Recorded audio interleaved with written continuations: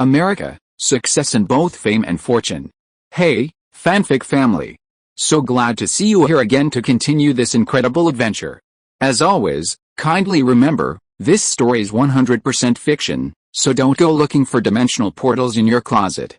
All rights to this fantastic novel belong to the original author. We're just your humble narrators of epic tales. Are you enjoying the fanfic? Show it by subscribing to our YouTube channel and dropping us a like. And if you're impatient for more exclusive content, our Patreon is your happy place. Chapter 26 Beautiful Waves. The tall brown horse, saddled in a custom-made saddle, seemed uneasy under the weight of two people. Martin comforted the horse while holding the supporting actress close to his chest.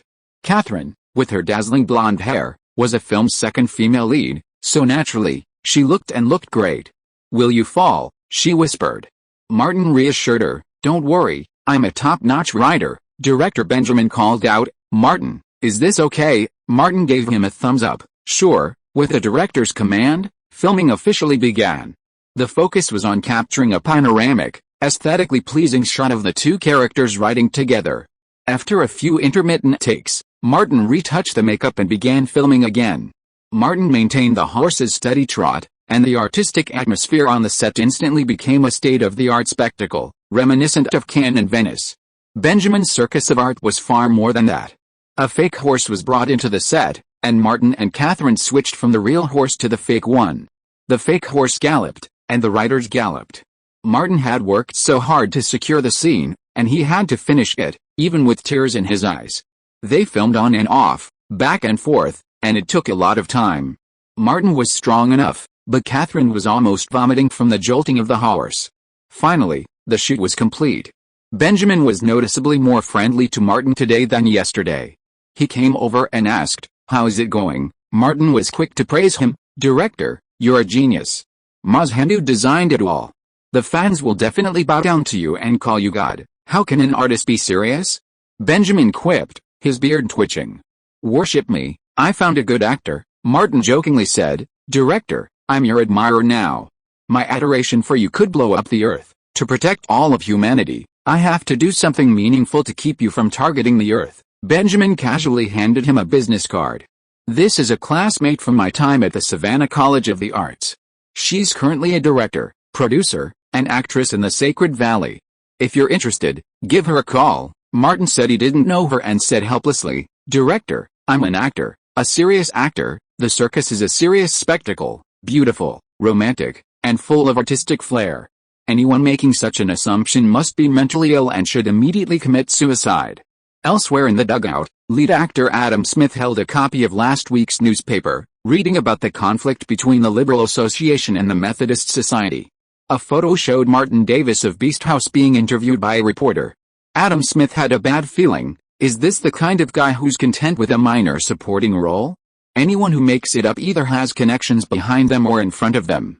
When he saw the door of the makeup trailer open and Martin, who had just finished removing his makeup, approach, he stood up and took 2 steps forward. "Hello, Martin, a wonderful performance, thank you." Martin smiled politely. "I saw your play yesterday.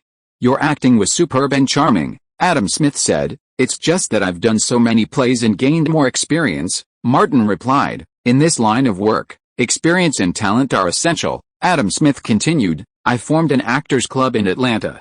If you want to join, just send me a written application and we'll discuss acting together." Martin understood the meaning and smiled, saying, "After we finish this play." Adam Smith nodded slightly and said no more. Martin joined Robert, who was waiting in the lounge.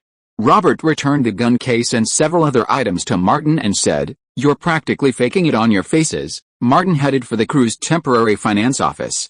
"It's not that simple. Adam Smith is implying I'm going to follow him around and become his underling." Robert followed him and said, "He's the leading man." Martin, wanting the lead role too, deliberately asked Robert, "Do you have a plan to get me the lead in the next Grey's Company play?" "Damn it. How could I possibly do that?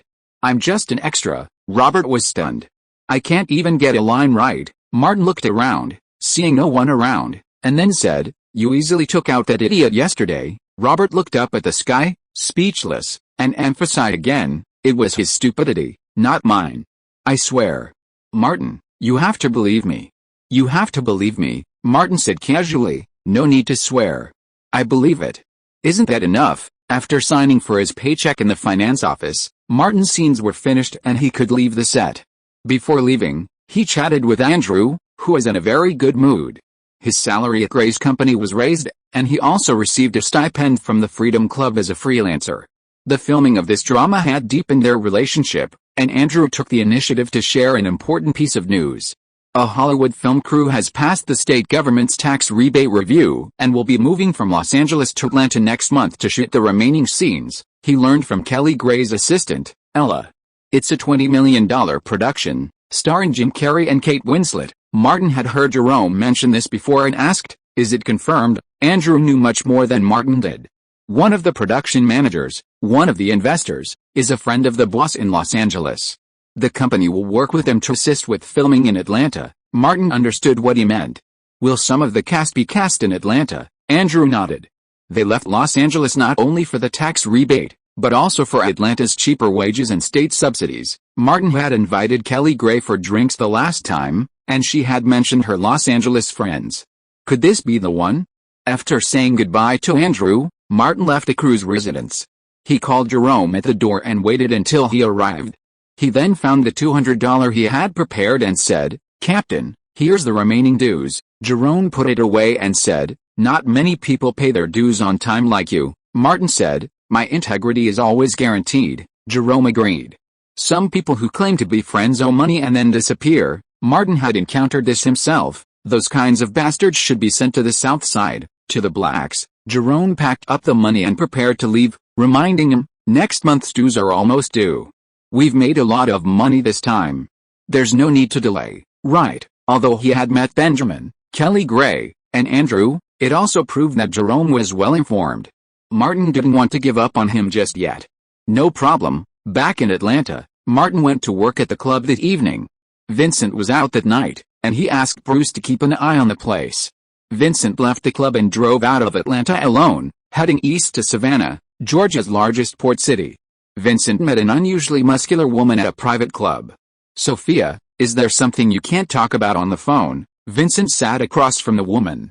"The phone isn't secure." Sophia cut right to the chase. "Business has been booming lately, with a huge increase in customer traffic.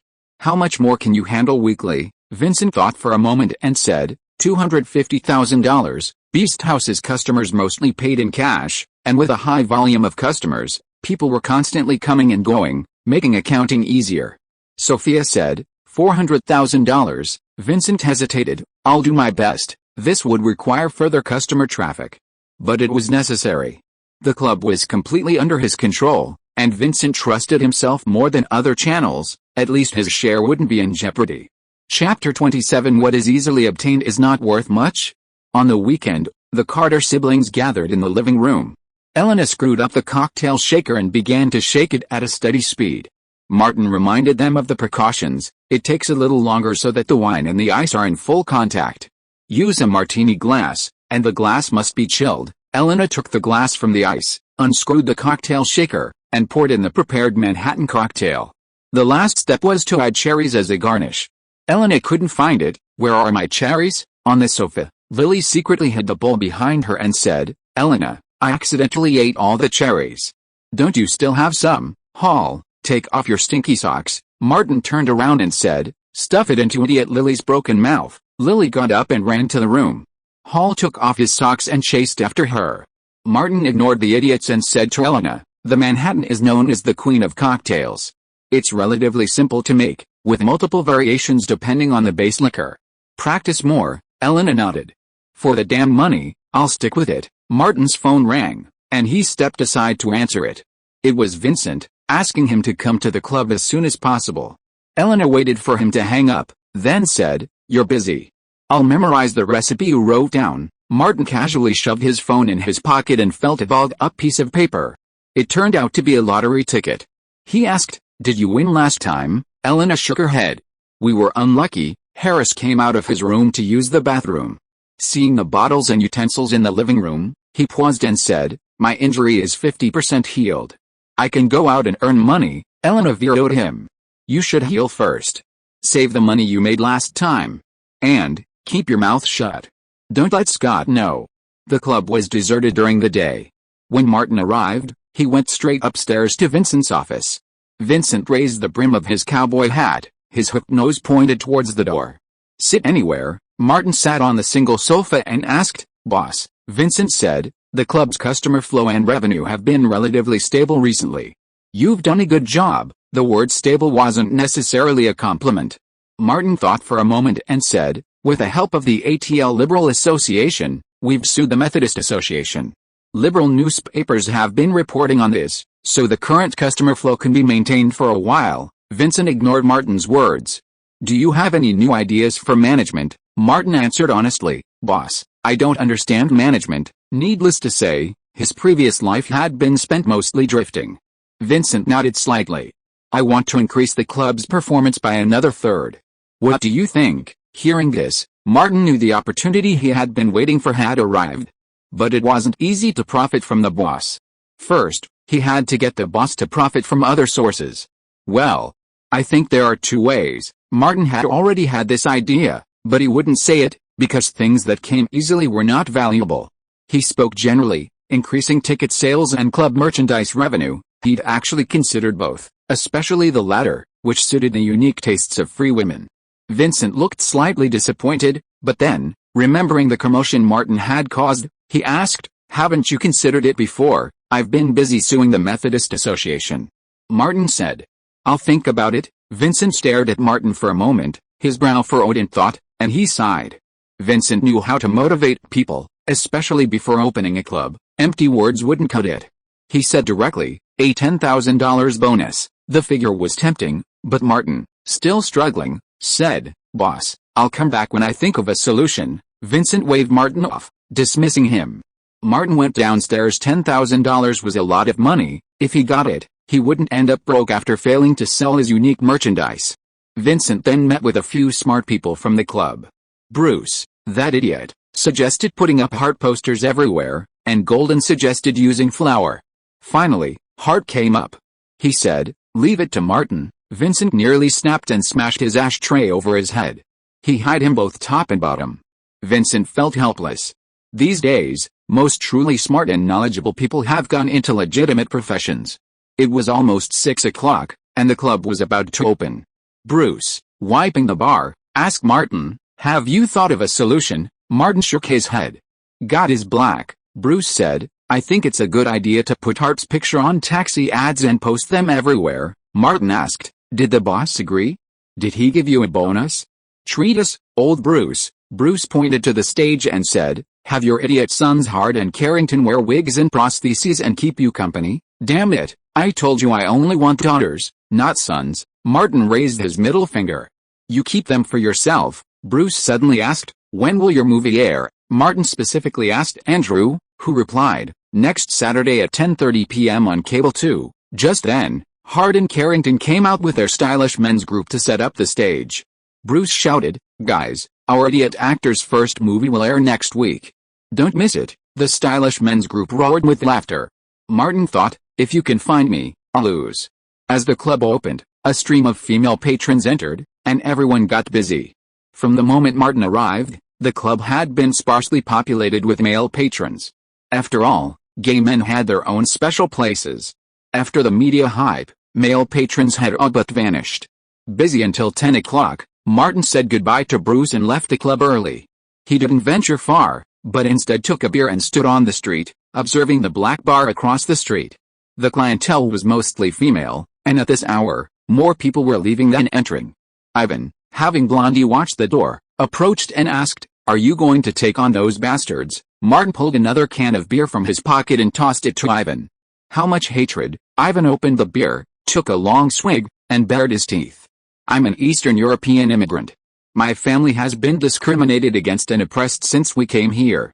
These black people," Martin said, "don't say certain things, it's going to cause trouble." Ivan simply laughed.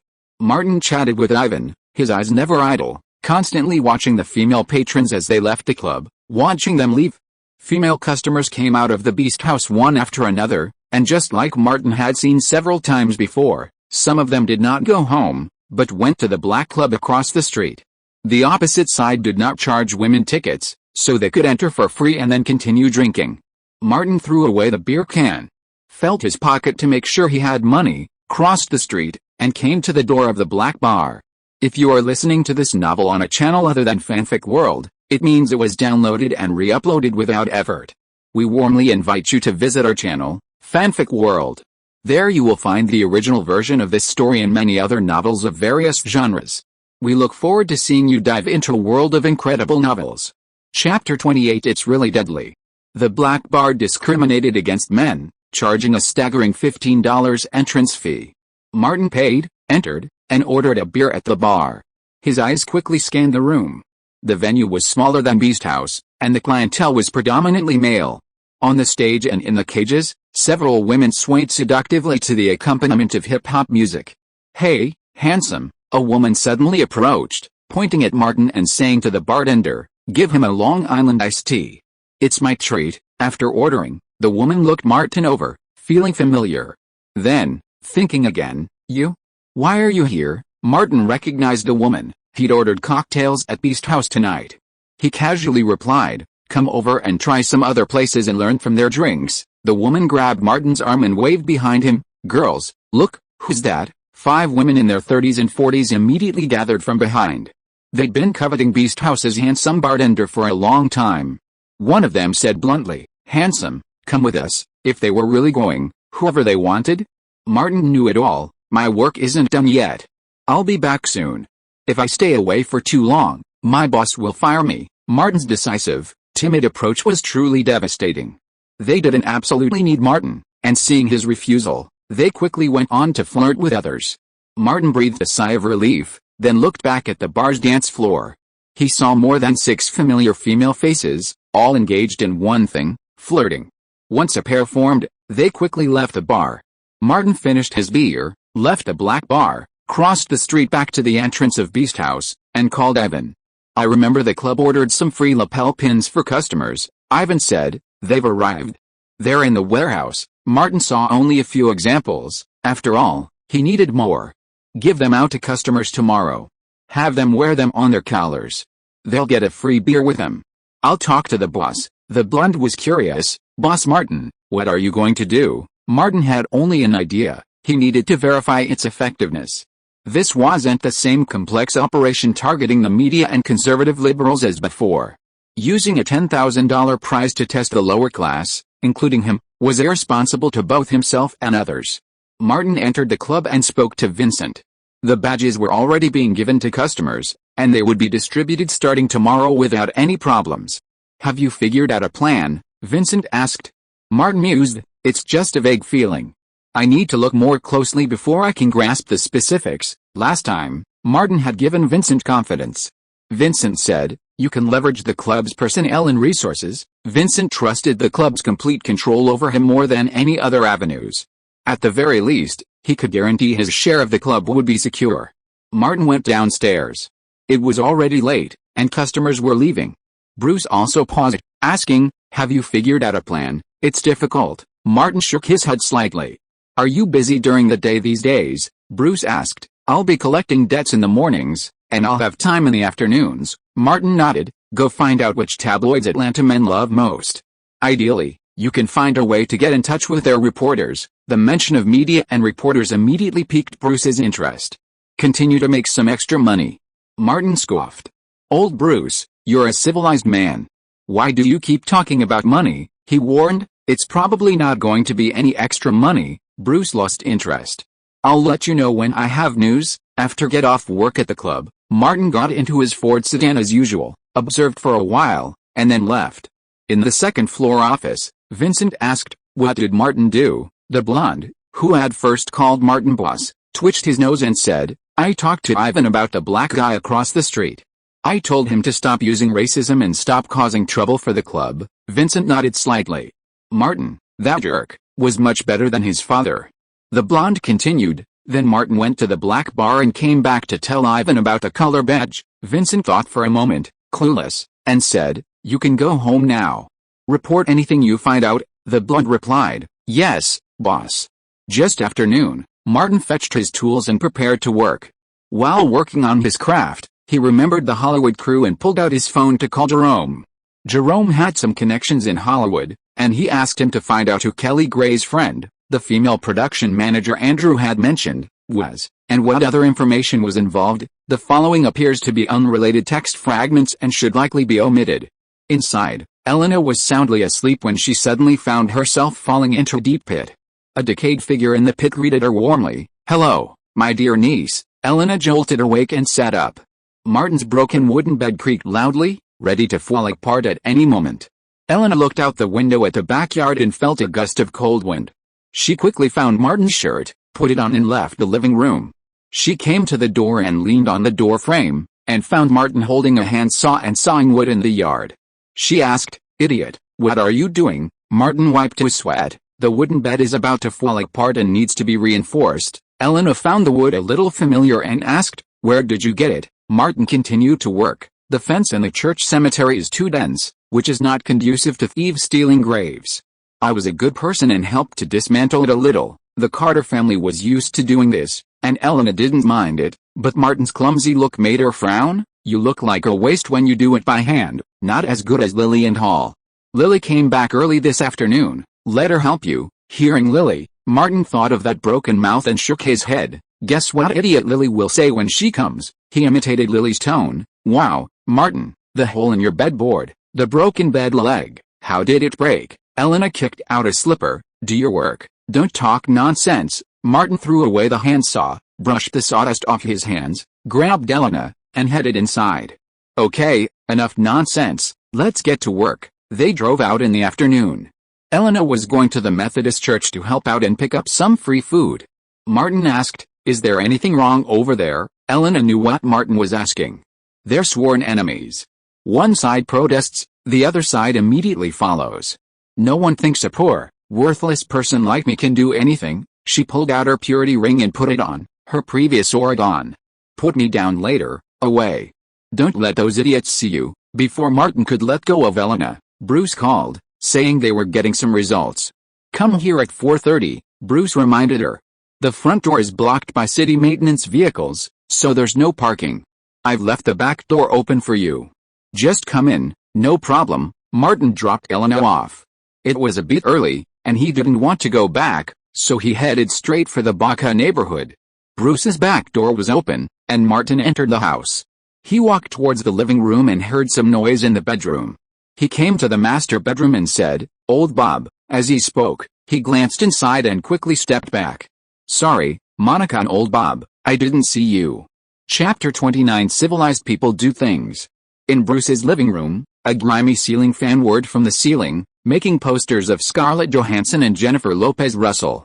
The posters were hung at an odd height, so that a standing adult's chin would be right in the middle. The portraits of the two stars were damaged, revealing the color of the wall below their waists and legs.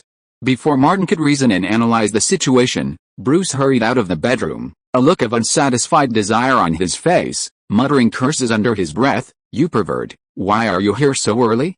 Do you know how much effort it took me to convince Monica?" Martin gave him the finger. "Mind your language." Bruce searched for it. "Where's my gun? I'm going to blow this stinking piece of shit out of you today." Martin said, "I have a cannon, would you like to borrow it?" The plump Monica entered the living room and asked, "What were you talking about?" Bruce's expression immediately changed, scratching his face and saying, "Work." He pulled a newspaper from the drawer and tossed it to Martin. "This is the Atlanta Star, the largest male-oriented tabloid in Georgia. Starting with the protests in front of the state capitol, the Star has been covering the conflict between the Methodist Church and the Liberal Party. They've written many short stories, and I hear they were doing quite well. Monica has a friend who's a freelance journalist and knows someone at the Star." Martin flipped through the paper and found the relevant report. The story was fabricated in a way that was difficult to legalize but still understandable to most people. Of course, these tabloids weren't afraid of being sued. They were eager to be sued by these prominent organizations. Martin asked Monica, "Can you use your friends to contact a reporter from the Star-Ledger and get them to do a story about Beast House?" Monica, remembering the check from last time, immediately replied, "I'll call and ask." The answer came back in the affirmative. "When will it be used?" Monica asked. Martin pondered for a moment. "Wait 2 days. I'll have Bruce call you then. I'll pay you when the job is done." Having been satisfied with a previous payment, Monica smiled. "No rush." That evening, Female patrons at the Beast House Club discovered they were having a promotion, free lapel pins. Wearers of these pins could get a free beer at the bar. These pins were pin style, and most people wouldn't bother removing them until they got back to undress. Martin left the club at 9:30 p.m. and drove around West Main Street, visiting every bar and nightclub. He saw women wearing the pins in every nightclub. After leaving Beast House, they did the same thing. While mixing drinks, Martin chatted with many of the women, gaining some understanding of their group. He also chatted with several men. Most of them were looking to pick up women at the club, free ones at that. The rest were gay. At the Black Bar, owner Boye stood on the second floor, his hands resting on the railing, watching the stream of customers pouring in. They all wore the same lapel pins, and he was curious, which organization are these women from? The previous chaotic clash between the Methodist Association and the ATL Freedom Society had left a lasting impression on Boye. It was terrifying. Since then, Boye had been a softie around his wife, Betty, for several days.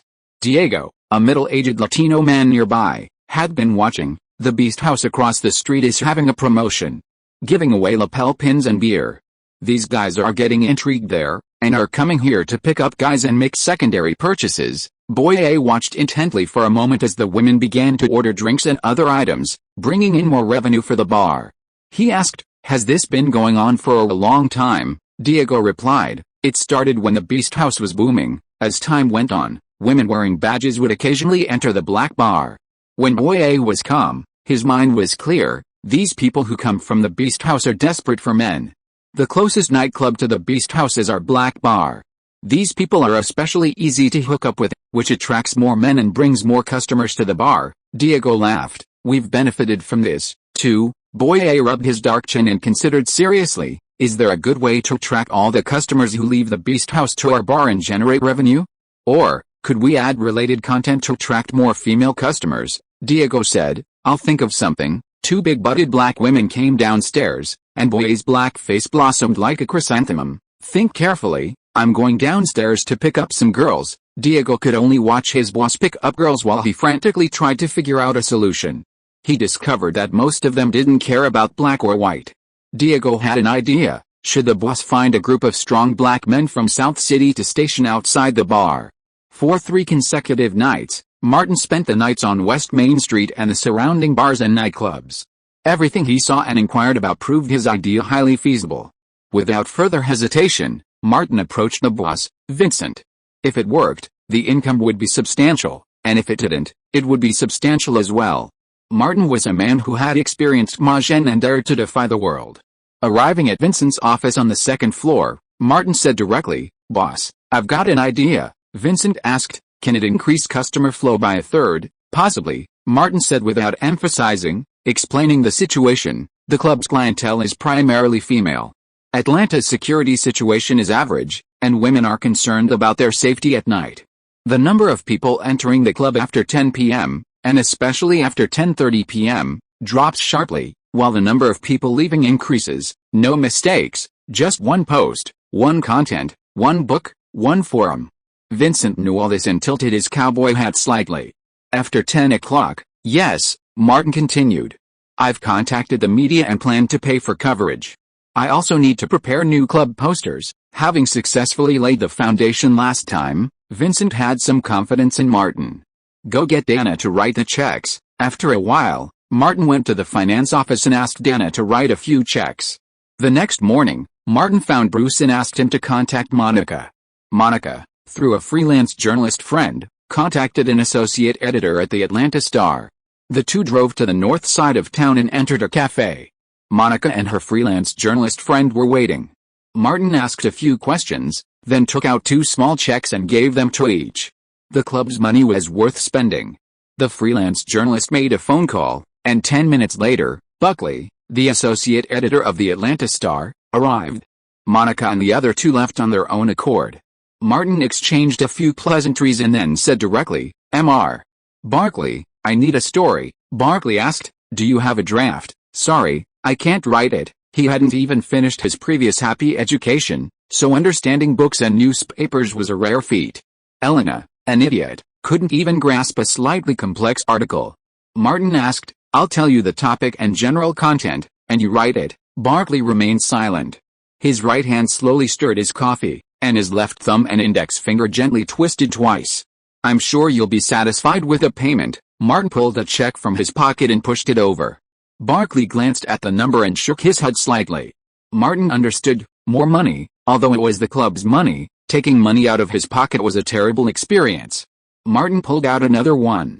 Barkley, satisfied, picked up the two checks and said, "You say." Martin kicked Bruce. Bruce reacted immediately, pulling back his jacket, the collar opening to reveal his gun pouch. "Sir, journalism is a noble profession, and I have a high professional ethics." Barkley saw it clearly. As he collected the check, he swore, "You pay me, I'll do the work. Rest assured, civilized people are just that reliable."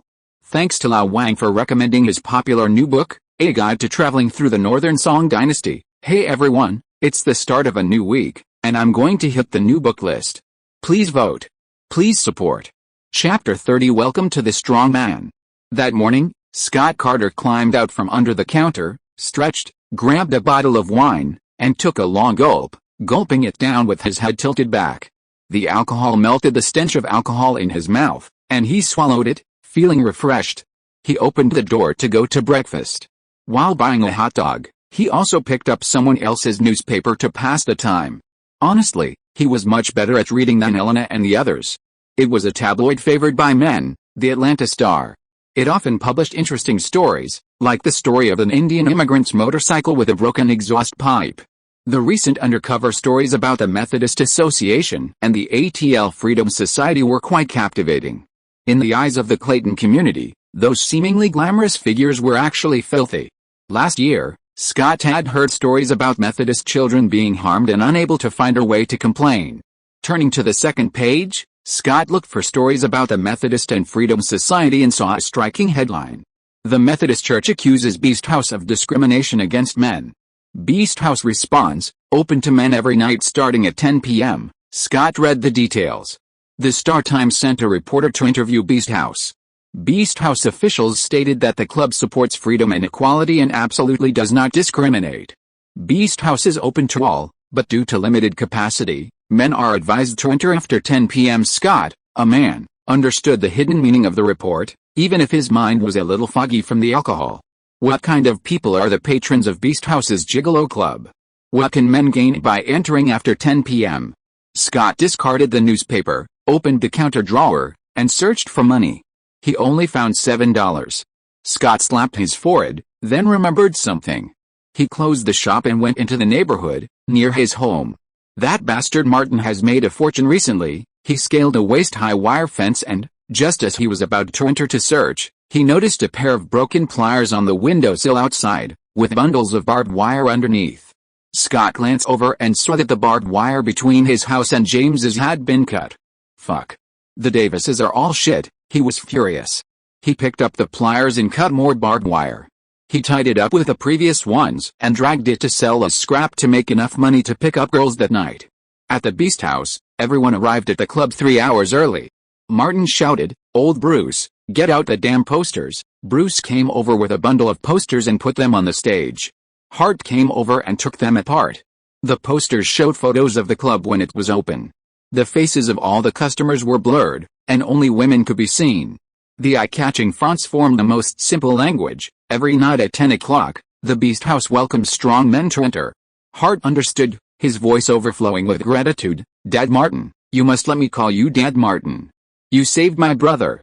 My suffering brother." Martin pushed him away. "I only want my daughter." Hart, already shameless, shouted to everyone, "Be my witnesses. Starting tonight, I'm saving up for sex reassignment surgery. Next year, you'll call me Miss Hart." Bruce urged, "Stop talking nonsense, you idiot. Get to work." Martin then shouted to Ivan and the others, "Go put up the posters on the board outside. Whoever is slow, I'll marry Miss Hart to him, and you two will love each other for 10,000 years. Everyone rushed to the front, no one wanting to marry Miss Hart. It would be a dilemma whether to explode or be exploded. On the second floor, Vincent came out of his office and stood by the fence. Martin turned back. "Boss, we can't let people in." "I know." Vincent put his hands on the fence. "They can hook up as much as they want, but they can't mess around in my club." It wasn't difficult. After 10 o'clock, The Beast House became just another ordinary nightclub. Martin had said everything he needed to say. He didn't understand management. Besides, he was just a temporary worker, paid by the hour.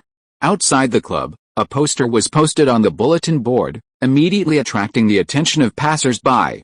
Anyone in Atlanta who paid even a passing attention to social news knew what kind of place the Beast House was. Men, there are some things they don't need to be taught. Simple math problems written here might not make sense to many men. No mistake. Even the most complex implications, men can grasp them after reading them. Two friends stared at the poster. One asked, "Come see tonight." The other said, "Man, you know, I've always supported freedom and equality." That afternoon, someone nearby who read the Atlanta Star made a point of stopping by and, seeing the Beast House poster, replanned their evening plans. As darkness fell, a long line of women formed in front of the Beast House. The club had issued a notice the previous 2 days, saying anyone who didn't like the place could leave after 10 p.m. This led to an increase in the number of women. It's always better to meet the right person in one place than to run around to other places. At 8:30 p.m., 20 strong, young black men were ushered into a large private room on the second floor of the Black Bar across the street. Poet was waiting there. He said, "I've carefully selected you from South City. You're all the best. I'm giving you a chance to make money, so you have to help me make money." He looked at Diego. "Have you made everything clear?" Diego said, "I've explained it to you twice." Poet's gaze swept across the darkened faces and suddenly pulled a gun from his crotch.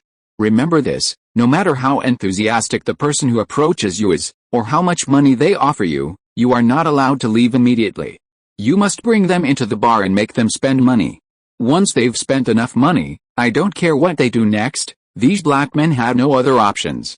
The big guys who had worked their way into the bustling city were willing to give them a chance, and so they came. 10 minutes later, 20 black men, their muscular bodies flexed, stood outside the Black Bar, waiting for the customers the owner had mentioned. Although some women began to enter the bar, none of them came from the Beast House across the street. A little later, a line of hundreds of men formed in front of the Beast House. "Go across the street.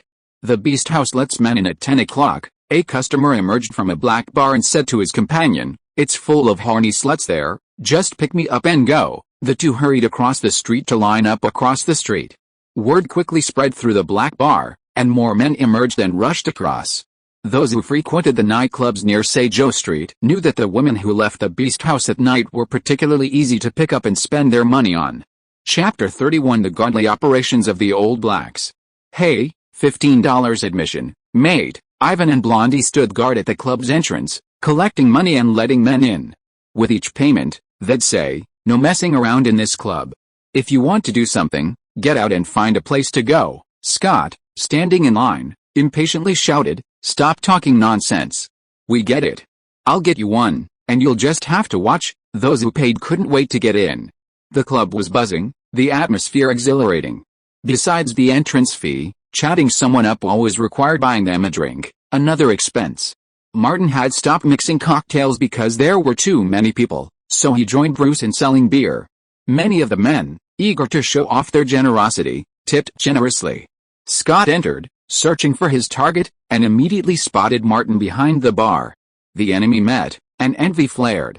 Thinking of his wife, who had been abducted by that old bastard Jack Davis, Scott immediately approached him.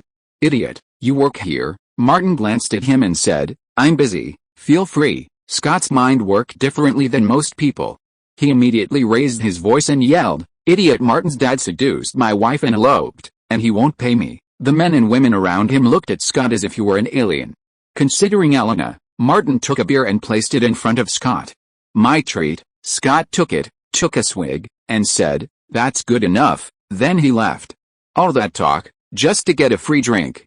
Bruce took the time to lean over and said, "Is your dad an even bigger asshole than you?" Martin replied helplessly, "I'm a good guy, he's an asshole, it's obvious." Bruce, curious, "I really want to meet your dad and see how tough he is." Martin ended the conversation with one sentence, "He wouldn't lick a poster or drink his bath water from it." Bruce shot back, "May you spend the rest of your life screwing the earth." Martin shamelessly said, "You're just jealous." Bruce didn't want to talk.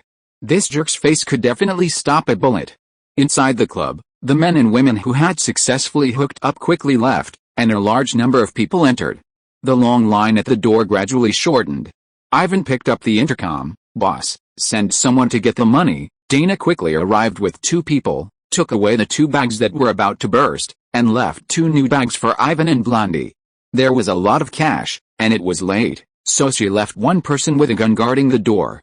Across the street, 20 black gangsters stood on the sidewalk, watching the couples leave intimately, their bodies filled with inexplicable restlessness.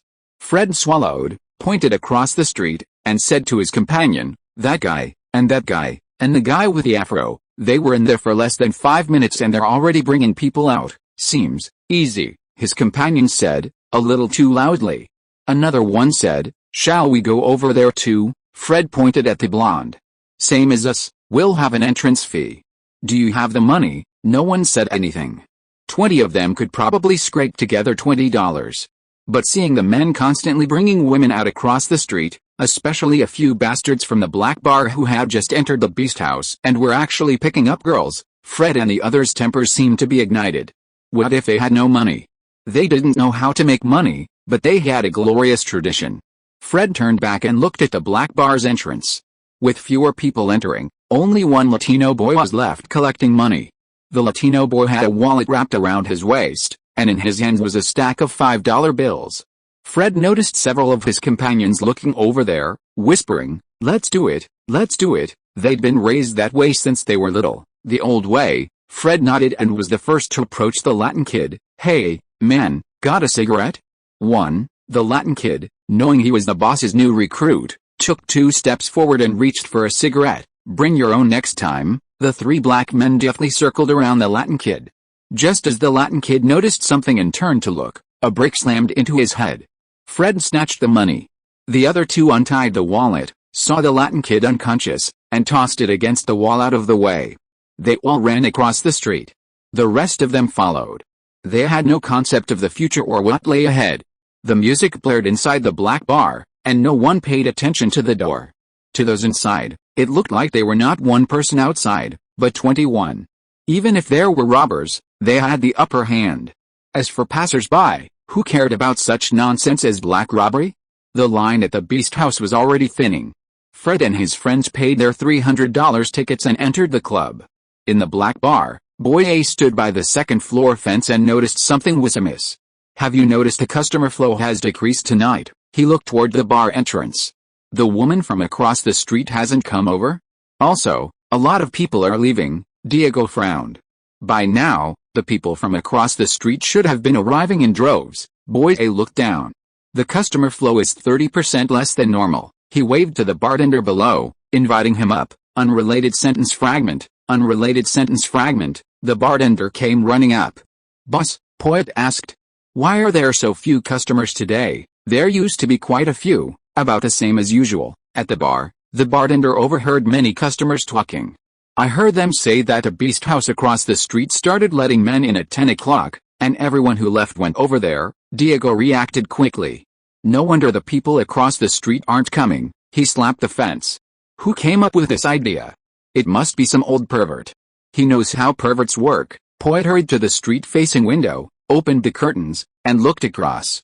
The line outside Beast House was already thin, but couples kept coming out. It didn't matter that the other side was doing good business, but they were stealing his customers. Poet was a little furious. Which pervert came up with this idiotic idea? "I'm going to cut off his kidneys." 2 men hurried up from downstairs. The Latin guy behind them had his head in his hand, blood all over his face.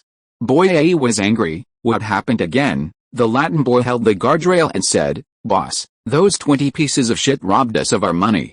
We even took away our wallets." "What?" Boy A stretched out his hand to draw his gun. Diego quickly held Boy A's hand to prevent him from pulling out his gun and venting. "Where are they?" The Latin boy said, "I was knocked unconscious, and when I woke up they were gone." Diego stabilized Boy A. "Calm down. Calm down. Let's find out where they went first." Boy A pulled out his hand. "Smell the smell, and sober it up a little. Don't worry about the opposite side. Find those 20 pieces of shit for me." In the Beast House, 20 strong black guys just came in. Martin noticed it, and immediately poked Bruce.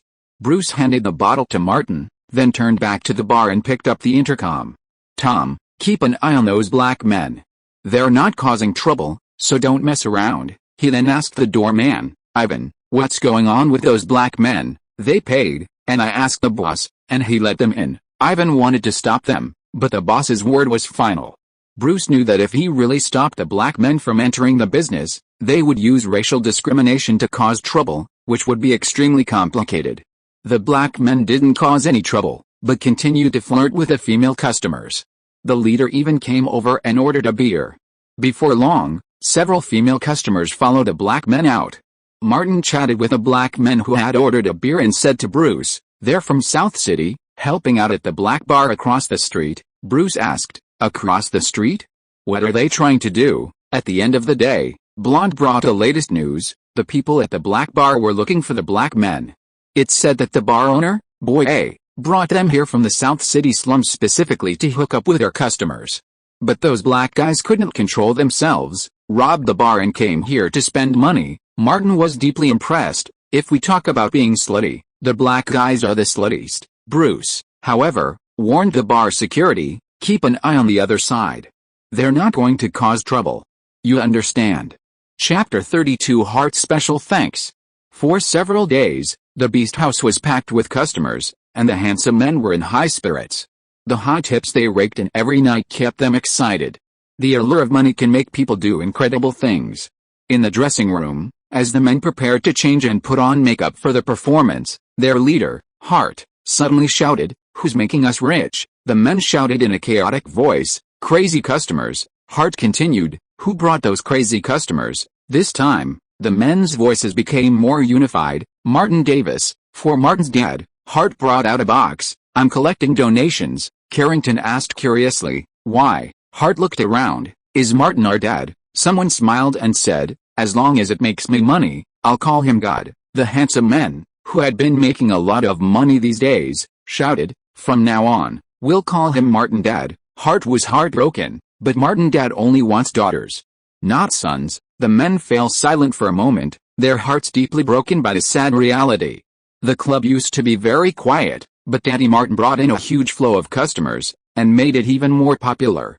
"Each of us earns much more money than the white-collar workers in the CBD, Hart said in a low voice, as if complaining. "How can we repay Daddy Martin?" Carrington said, "Aren't you going to save money for sex reassignment surgery and become Daddy Martin's daughter?" Hart wiped his nose. "Daddy Martin is the father of all of us. I can't be too selfish and can't monopolize it." He raised his head. His expression was extremely serious, and his voice was extremely solemn. "So, I made a decision. In order to thank Daddy Martin, we will save money collectively and send Daddy Martin to Thailand for surgery, as he said. After he has the surgery, we will all love him together." The atmosphere in the locker room exploded. Carrington was the first to pull out his money, pulling out a handful of small bills and shoving them in without even counting. "We have to support him." "Me too." The other handsome guys also stuffed their money in, shouting, "When we're done today, let's go give it to him together." As business was about to start, Martin was preparing some cocktail ingredients at the bar. Seeing Bruce go to throw out a cardboard box, he called out, "Give me the box." Bruce tossed it over. Martin tossed Bruce the box he'd used to hold his tips. "It's too small. Get a bigger one." Bruce looked in his small drawer and put it in the corner. "I'll use this." The customers had been so numerous these days, and the tips were so generous, the small drawer couldn't hold them all. Those champions of nightlife freedom loved the atmosphere of Beast House. "The Beast House has become a nightclub for freedom fighters," Bruce asked Martin. "What about your rich woman? How is it going?" Martin shrugged. "Better than you licking posters." After they'd exchanged insults, he added, "She's busy with work, so she might come over on the weekend." He'd been watching the news lately. While the liberal and Methodist churches hadn't clashed directly, the verbal attacks on each other hadn't stopped. Clearly, this involved a higher-level political struggle, perhaps even Atlanta's donkey-elephant war. Kelly Gray was trying to capitalize on this. Dana's voice came from the second floor. "Martin." Martin wiped his hands and went upstairs to the office. He found that besides Vincent, there was an unusually muscular woman sitting on the sofa. Her age was unclear, but she was nearly 1.8 meters tall. Her arms, calves, and neck, exposed outside her clothes, were a massive tendon. She was the legendary fitness queen. "She is Sophia," Vincent introduced casually, took off his cowboy hat, took out a check from the drawer and pushed it to Martin. "This is from you." Martin spent time and energy doing all this just for the money. He picked it up, looked at the number, and said, "Thank you, boss." Vincent, who was not wearing a hat, looked a little softer, although his hooked nose was more prominent. "You did a good job. If you have other ideas, you can always come to me." He grasped the key to motivating Martin. "I am a generous person." Martin didn't mind complimenting him. "You are a good boss." After Martin left, Sophia asked, "Is he the key figure in the club's soaring performance?" Vincent said, "He is very thoughtful, but he is a poor guy." Sophia rubbed the calluses on her fingers. "He is a talent. Don't mess around." Vincent reminded, "It's not easy to find a smart person among the poor. Let him go. He is still young and can't stand your tossing." After putting away the check, Martin returned to the bar. Bruce knew why he'd gone upstairs, but he didn't ask for specific figures.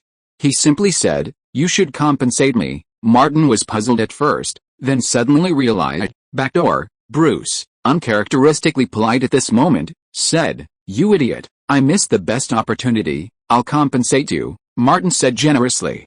"The boys' group's income has skyrocketed recently, and Hart's been wanting to thank me. I was originally going to refuse, but now I've decided to give Hart this chance so he can be ready for you." Bruce formed a gun with his fingers and pointed it at Martin.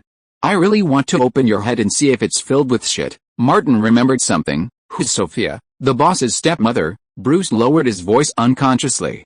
"She's a fitness fanatic. She's overproduced with hormones, and her sexual needs are incredible. It's terrifying. Be careful." Martin nodded slightly. There were still many customers tonight, and Martin and Bruce were kept busy. Around 9:30, the number of female customers ordering drinks had decreased. A sturdy arm slammed down on the bar, and Sophia said to Bruce, "Long time no see." Bruce forced a smile. "Good evening, Sophia. How come you're free?" Sophia glanced around the room. "Don't worry, I'm not looking for you tonight. Don't you allow men in?" "Why aren't you here?" "Not yet," Bruce realized, picking up the intercom. "Ivan, we're starting early tonight." Sophia's eyes fell on Martin. "Are you interested in working for me?" Martin considered himself loyal and trustworthy. He quickly glanced at Sophia's lumpy flesh and her face, which had lost some collagen, and said with unwavering determination, "Vincent treats me very well." Sophia smiled. "Interesting. Vincent's generosity is very popular." "Idiot Martin," someone suddenly interrupted. "Give me a beer, and cut the crap." Martin turned around and saw Scott standing at the bar. This guy had obviously dressed up to pick up girls. Aside from his rather shabby clothes, he was a handsome middle-aged man. Seeing Martin didn't move, Scott raised his voice. "That idiot Martin's dad seduced my wife." Bruce took a beer and placed it in front of Scott. Just then, Sophia's eyes shifted to Scott. And Martin introduced him. "This is Scott, a very interesting guy." Scott was a proactive and open-minded person. Seeing Sophia scrutinizing him, he walked over with his beer and slapped a $5 bill on the bar. "One for this beautiful lady." "My treat." 10 minutes later, Sophia and Scott left the club together. Bruce whispered, "I hope she can still walk tomorrow." Martin asked, "Old Bruce, have you ever experienced this?" Bruce kept his mouth shut and walked out of the club without saying a word to Martin. This guy was so tactless. Martin understood that old Bruce had a very tragic past. After the patrons had all left and the club quieted down, Hart ran out from backstage, carrying a suitcase, followed by Carrington and other handsome men who hadn't left. Martin had a bad feeling. Hart, after months of dance practice, had some basic skills. He slid down to his knees, using the smooth floor to reach Martin, and held the box high above his head. "Martin, Dad, this is a token of our gratitude." Martin didn't take it. Instead, he looked behind Hart and said, "If you can't get 3 bars on your knees, you're out of luck." Hart raised the box even higher. Martin took it, finding it filled with small bills. "What's that?" Hart said seriously. Everyone in the Stylish Boys Club chipped in. Hart said, "To thank you for bringing us customers, we're pooling our money to treat you to a trip to Thailand." Martin raged. "Is that how you thank me, you bastards? Old bull, get your guns out and shoot these bastards." It wasn't enough for surgery, of course, but it was enough for a small party at the club. Aside from the owner, Vincent, the accountant, Dana, and the other stylish guys who were out working, everyone else was drinking heartily. Chapter 33, The End of the World. After leaving the club, Martin and Bruce went to the parking lot. They'd been drinking with Hart and the others late, so they'd been out late. West Main Street wasn't safe in the early morning. Martin watched two older black men walk by, his hand unconsciously reaching into his shirt, gripping the handle of his gun. After they were out of sight, he said, "Why does it feel like Iraq?" Bruce replied, "There are no weapons of mass destruction here." Black smoke drifted in, and a battered van drove by, stopping in front of the black bar. The door opened, and several armed men escorted three young black men out. Martin knew one of them. He'd bought beer from him a few nights ago. The other black men seemed to call him Fred. Bruce also had a memory. The ones who robbed the black bar, Martin said, they probably were. Looks like they got caught. Bruce went to the passenger door of the Ford and motioned Martin to open it quickly. He added, "Losing hands and feet is normal. Maybe they even had their fingers cut off." Martin, who rarely interacted with black people, asked, what were they thinking? Growing up in the worst kind of quagmire, they have no skills, no knowledge, no experience. Robbery and theft are just part of their lives. Bruce pointed to his head. Plus, they get carried away and lose control. Martin opened the car door and asked, "What if I wish someone to have a bunch of black people?" Bruce got in the passenger seat and grinned. "You're so vicious." After dropping Bruce off, Martin returned home and parked the car in the backyard. The Carter house next door was pitch black. After a quick wash and lying on the repaired wooden bed, Martin pulled the check from his pocket and tucked it under the bunk, reminding himself to cash it tomorrow. It's not safe to carry around or hide it at home. In Clayton, whoever's poor is the safest. Vincent kept his promise and paid the full $10,000. Martin received a $15,000 bonus from Vincent and also cleared a $6,000 loan with high-interest loans. He roughly calculated his income and expenses, $3,000 generously given by his former boss, Max, and $1,800 for 3 days of filming City Guy. Then there was the hourly bartender's wages and tips. The bulk of his expenses were for his gun and car. He'd bought a lot of ammunition for practice, and after paying the down payment on the car, he'd paid the first installment. There were also miscellaneous expenses, including Elena's food. Martin hadn't checked his account in a while, but with a new $10,000, the balance was definitely over $20,000. Money is a person's courage. A solid foundation allows one to act freely. Martin suddenly remembered that he still owed Elena rent. Living in someone else's house and frequently doing multi-million-dollar business with him, it seemed a bit unreasonable not to pay the rent.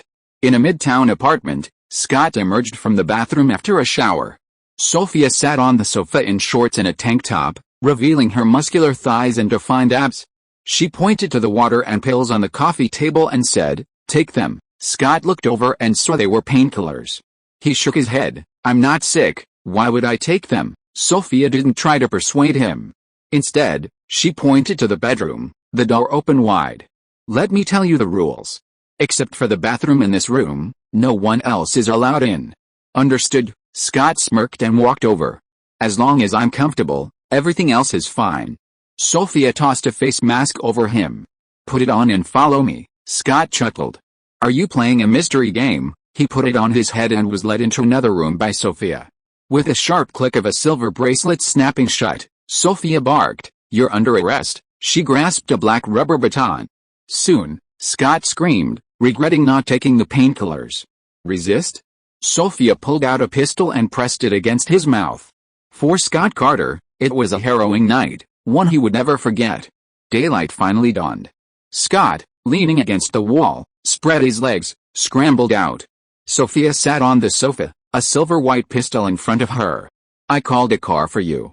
It's outside the apartment." She picked up a cell phone and tossed it to Scott. "It's on 24/7. You can come at any time. Do you understand the consequences of not answering?" Scott wanted to cry, but when he saw Sophia grab the gun, he obediently put his phone away. "I know." Sophia thought of Vincent and took her bag.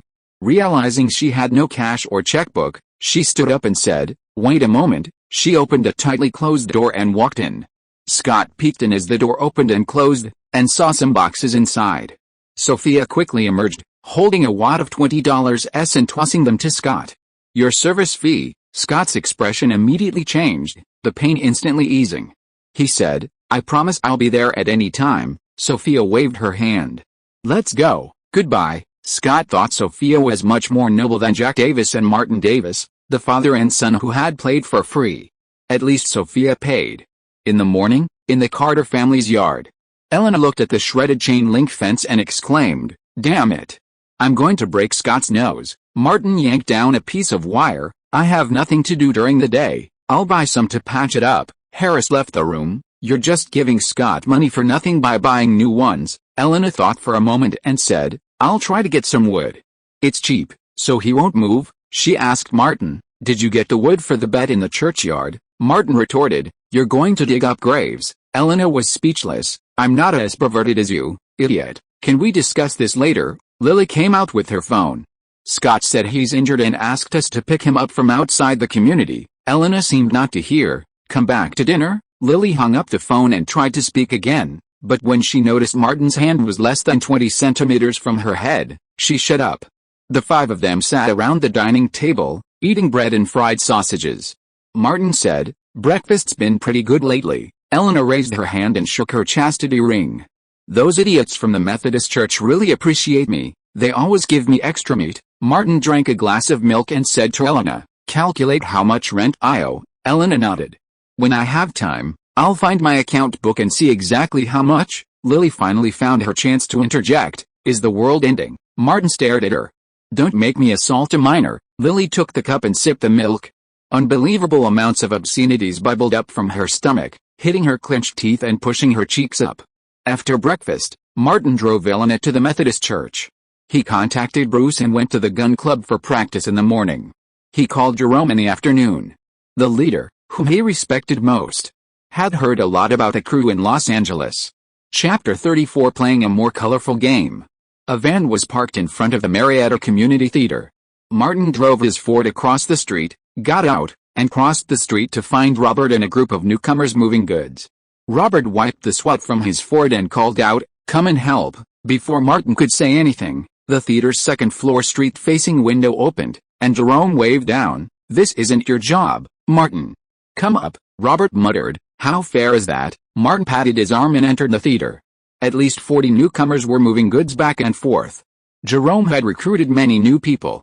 Arriving at the director's office, Martin's attitude was as friendly as ever. "Director, I'm here." Jerome poured him a cup of coffee and enthusiastically said, "I've asked people in the Los Angeles industry about it, and I've basically found out. It's a multi-company co-investment project, with Focus Features leading the charge. It's a romantic drama, but it hasn't been officially announced yet. It's tentatively called Noon Sunshine of a Beautiful Mind or something like that. It's been filming in Los Angeles for a while, and it's coming to Atlanta next month." Martin tried to recall. He had seen so many movies in his past life that, without action, the impression of love was almost non-existent. His focus wasn't there. He asked, "What about that female producer Andrew mentioned, a friend of Kelly Gray's?" The Gray Company's assistance with the production's Atlanta operations likely came about because of her. "If we can learn about her, the company has a chance." This was also Jerome's focus. If the company collaborated with a truly major Hollywood production, how many people would be willing to pay dues? Jerome had done some research. Her name is Louise Mayer, the production's executive producer, and the owner of Pacific Pictures, who reportedly invested in the company. Yes, there's another piece of information that might be helpful. Louise Mayer is a board member of the LA Freedom Association. Martin wasn't surprised. Kelly Gray had told him about Los Angeles and was deeply influenced by the Californians. "Captain, you're incredibly well informed," Martin said, complimenting her. Jerome couldn't help but laugh. "Don't forget, our company produced Robert Patrick." Martin understood. Jerome was likely connected to T-1000. Jerome added, "You're close to Gray's company, so don't forget the troupe." He vowed, "If the troupe can be involved in this major production, Martin, I recommend you for the position of vice president." The troupe itself was also a crucial channel, and Martin immediately stated, "I'm a member of the Marietta troupe." Jerome didn't even mention dues. If this were to go through, would there be any worries about collecting dues? After Martin left, he went to the Marietta library to use a public computer and looked up Louise Mayer, but there was little information. He then drove to a quiet place to think things over. A Beautiful Mind, Noon Sunshine had a $20 million budget, a single project that eclipsed all of Gray's productions combined. Consequently, Louise Mayer also surpassed the ceiling he could currently reach, Kelly Gray. Martin believed that making connections was more important, and he had a channel, Kelly Gray. The information gathered, the other party was a member of the Freedom Society, Kelly Gray had mentioned that her friend in Los Angeles liked wine. The latter was easy to deal with, the former more difficult. Hollywood has always been at the forefront of liberal democracy, often engaging in extravagant activities. Kelly Gray found Hollywood interesting, but perhaps that wasn't all it was. Want something even more extravagant? Martin had previously considered increasing sales of Beast House merchandise. There was a product specifically suited for liberal activists. Ideally, it would align with the social climate and public opinion. He'd be siding with the Methodist Church again. But if it worked out well, he could make a small fortune. As for failure, it wouldn't be any worse than it already was. At worst, he could just go on stage. Martin calculated the crew's arrival time, considered it for a moment, and called Buckley, a reporter from the Atlanta Star. Buckley was incredibly polite to a polite person offering money. Mr. Davis, Martin asked, can I find out who the most hardline conservative leader within the Methodist Association is? Has he been publicly active recently? Can you provide any relevant information? He added, I won't let my friends do this in vain. Buckley smiled and said, leave it to me. After a few more words, Martin hung up.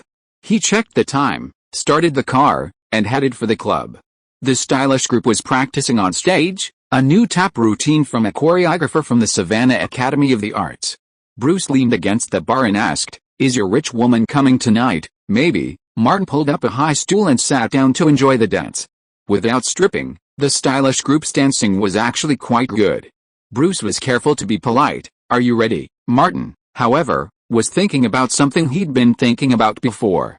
That's not the key, it's just a filler option. Filler, Bruce nodded, grinning innocently. You get the point. At 8:30 p.m., Kelly Gray arrived at the club.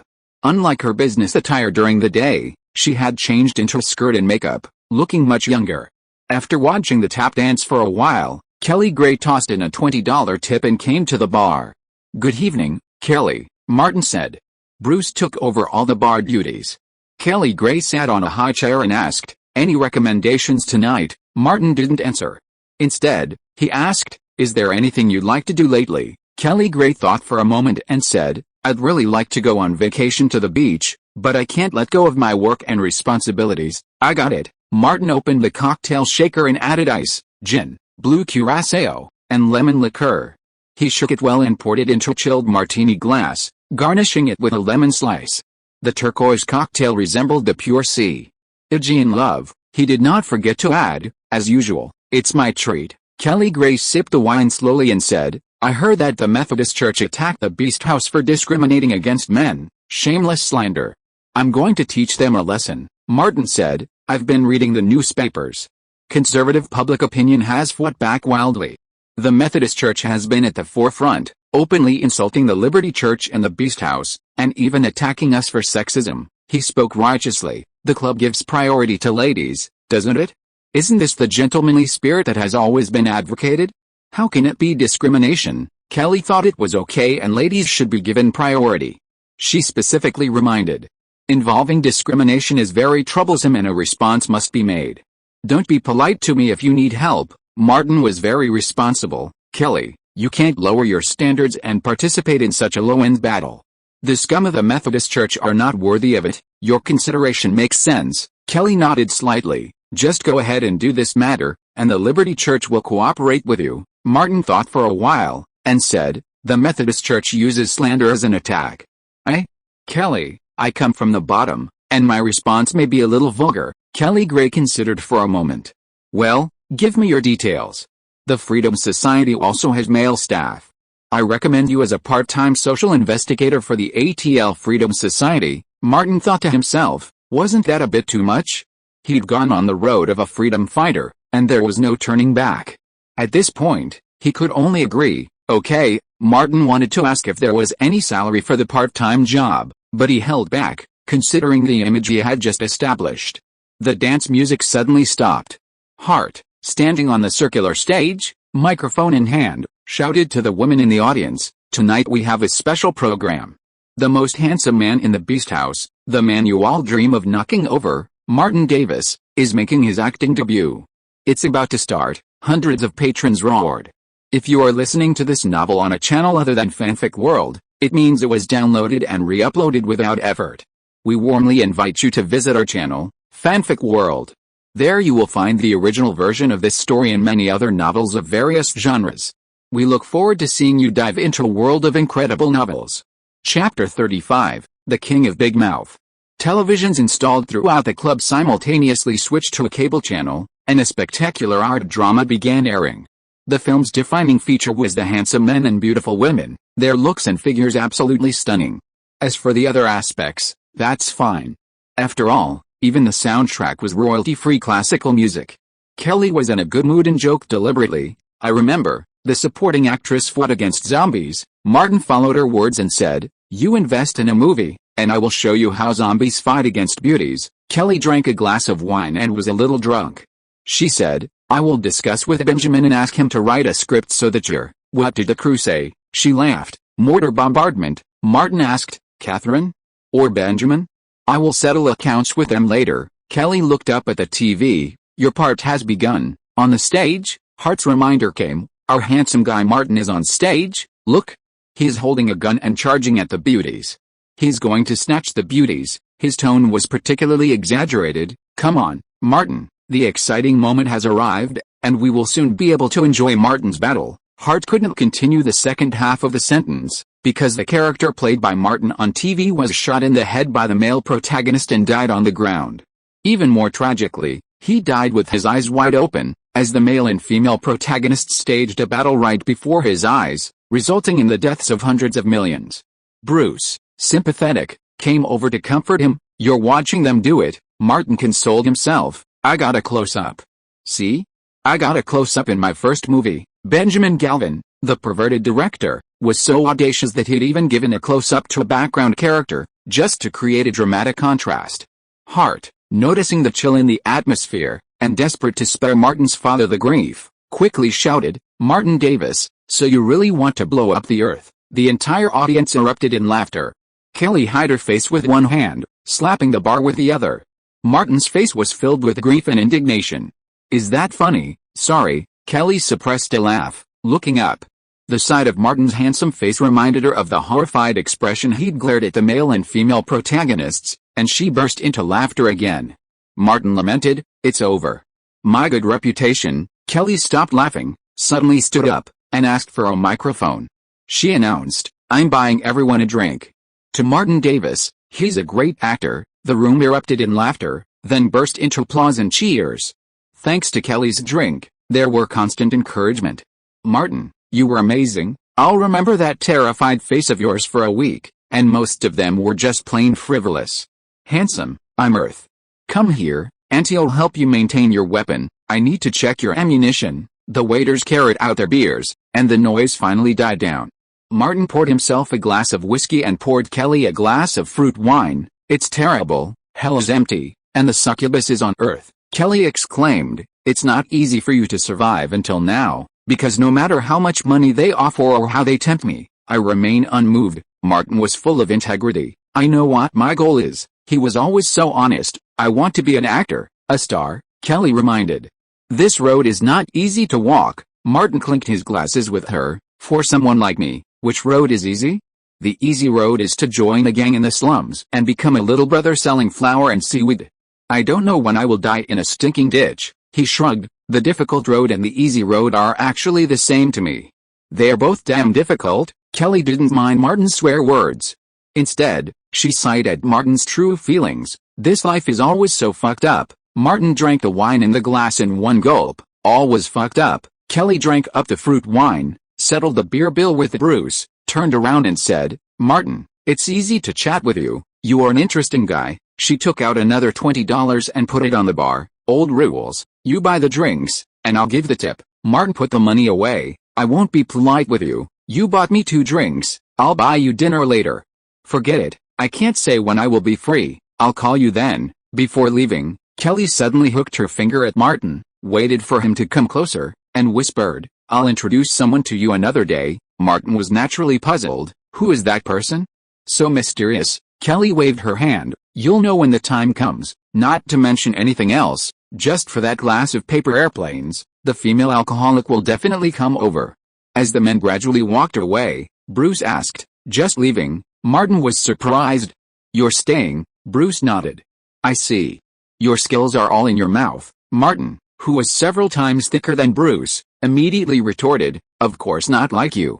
Your skills are all in your tongue." The bar was still booming, with customer traffic up by more than a third. By the time the party was over, Martin, with 2 large stacks of tips in his pockets, grabbed Bruce, who had hitched a ride, and headed back to Marietta. Bruce's old pickup truck was about to give up, and he was ready to upgrade. Arriving at the Baca neighborhood, Bruce got out of the car. Martin saw the lights on in Carter's house and deliberately called out, "Old Bruce, don't go out the back door." Bruce raised his middle finger. Martin returned home and saw the lights on in the Carter's front yard, so he hurried over. Elena and her 4 siblings were enjoying a late-night snack in the yard.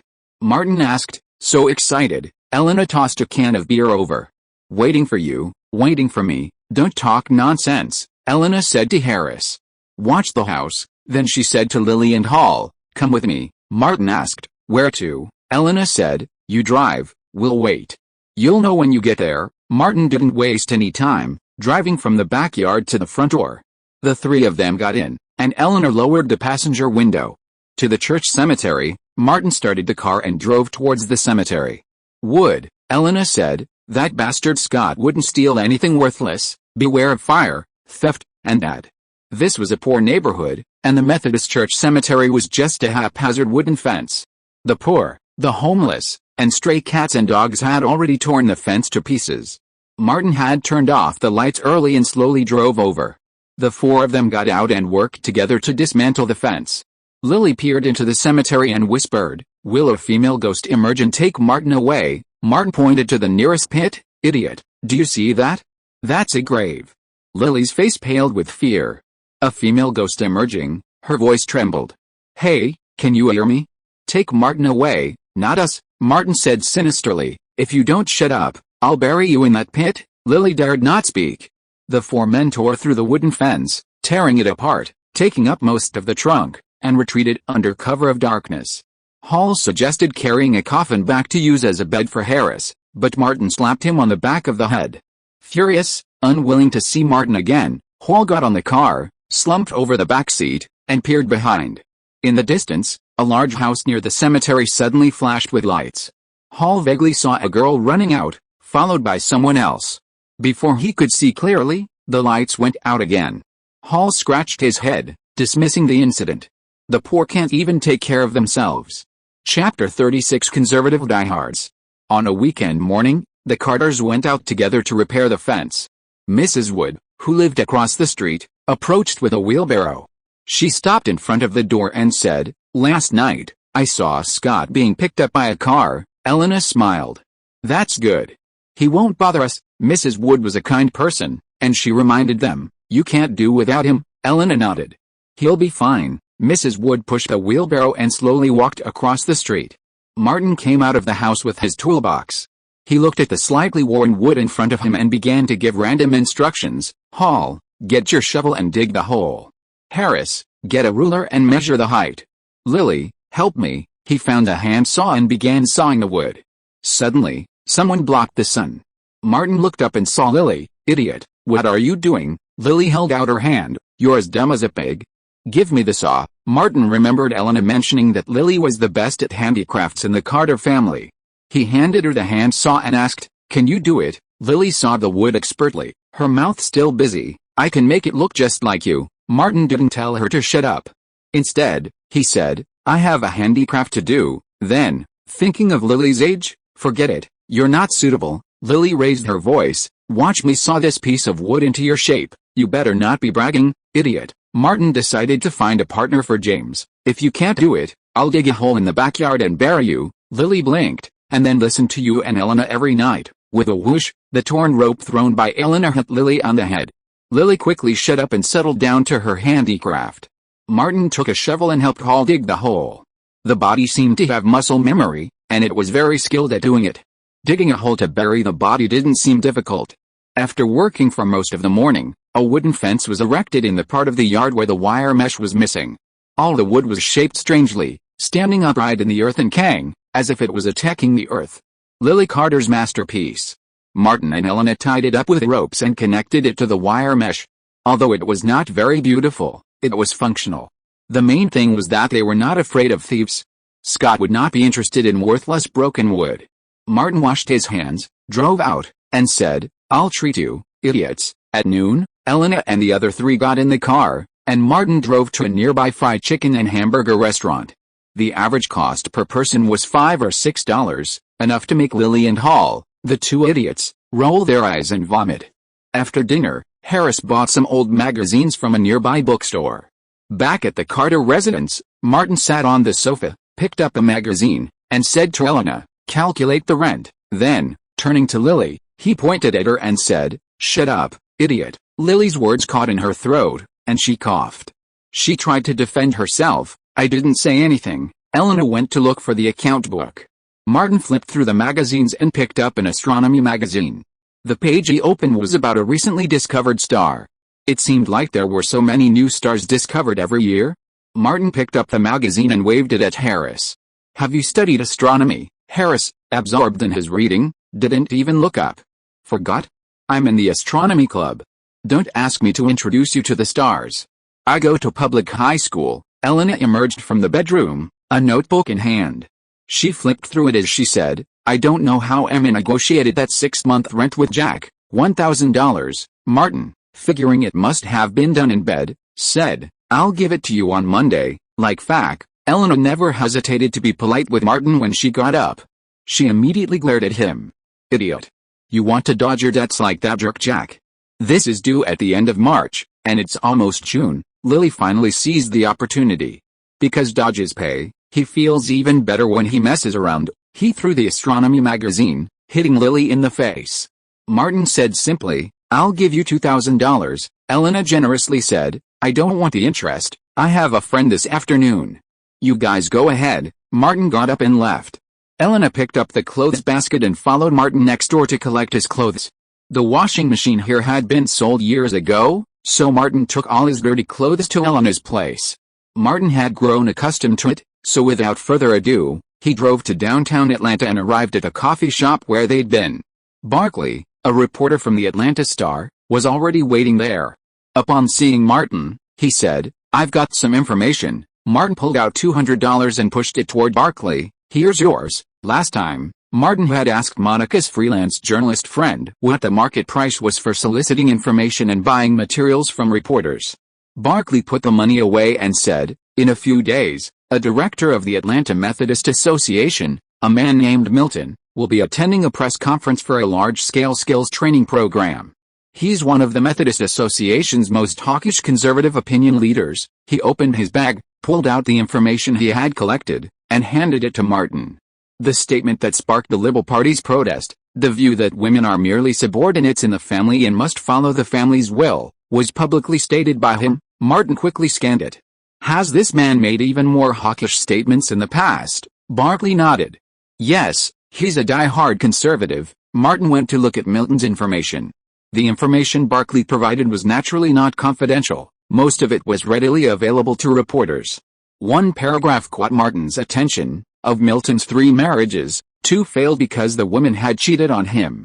When the women filed for divorce, they gave media interviews, calling Milton a loser. Martin thought for a while and said, "Barkley, my friend, I may need you to do me a small favor in a few days." Barkley looked at the money, then at Martin's very civilized clothes. Without any hesitation, "We are friends. I must help you with this little favor. If you need me any day, give me a call. I'll be there at your beck and call." Martin made a phone gesture. "Wait for my call." Barkley put away the money given by the civilized man and left the cafe in a good mood. He was originally a tabloid storyteller, making money, not bad. Martin came to the club and went to the office to find Vincent. "Boss, I have carefully read various Atlanta newspapers these days. The media no longer mentions the name of the Beast House, which is not conducive to further expanding the club's visibility." Vincent got practical benefits from the visibility and was very concerned about it. He said, "It is impossible for us to really sue the Methodist Church. Civil litigation takes a long time and costs a lot of money. It is not worth it." In the last press conference, Martin's accusations were so loud that he actually sent a lawyer's letter. Martin said, "Boss, it was the Methodist Association that took the initiative to cause trouble for us last time. Why can't we take the initiative to cause trouble for them? Let's go to protest to the bastards in the Methodist Association." and then call the media reporters, let the media hype it up again. Vincent thought he could do it. Are you sure? Martin said again. I saved Kelly Gray, a director of the Liberty Association last time. Ms. Gray hired me as a part-time social investigator for the Liberty Association. We can use the name of the Liberty Association. Vincent thought of the key role Martin played in the club's popularity, and agreed. Okay, personnel expenses will be calculated as hourly wages. Martin thought to himself that people who take the initiative to come to the door are really not worth much. Chapter 37 Under the Trolls. That evening after get off work, Bruce continued to get a ride with Martin. Thinking about what Martin had said, he said, Hart and the guys from the Stylish Boys group believe you can bring in more revenue, so they're willing to go with you to protest the Methodist Association. Martin, of course, knew this. Don't worry, I'll let them keep calling me Daddy. Bruce asked, rewards for news sources? I guess we'll all be blacklisted. That's easy. You can have Monica make the call, and Hart and the others can have their wives or friends make the call. Martin turned the car around and drove closer to the Baca neighborhood.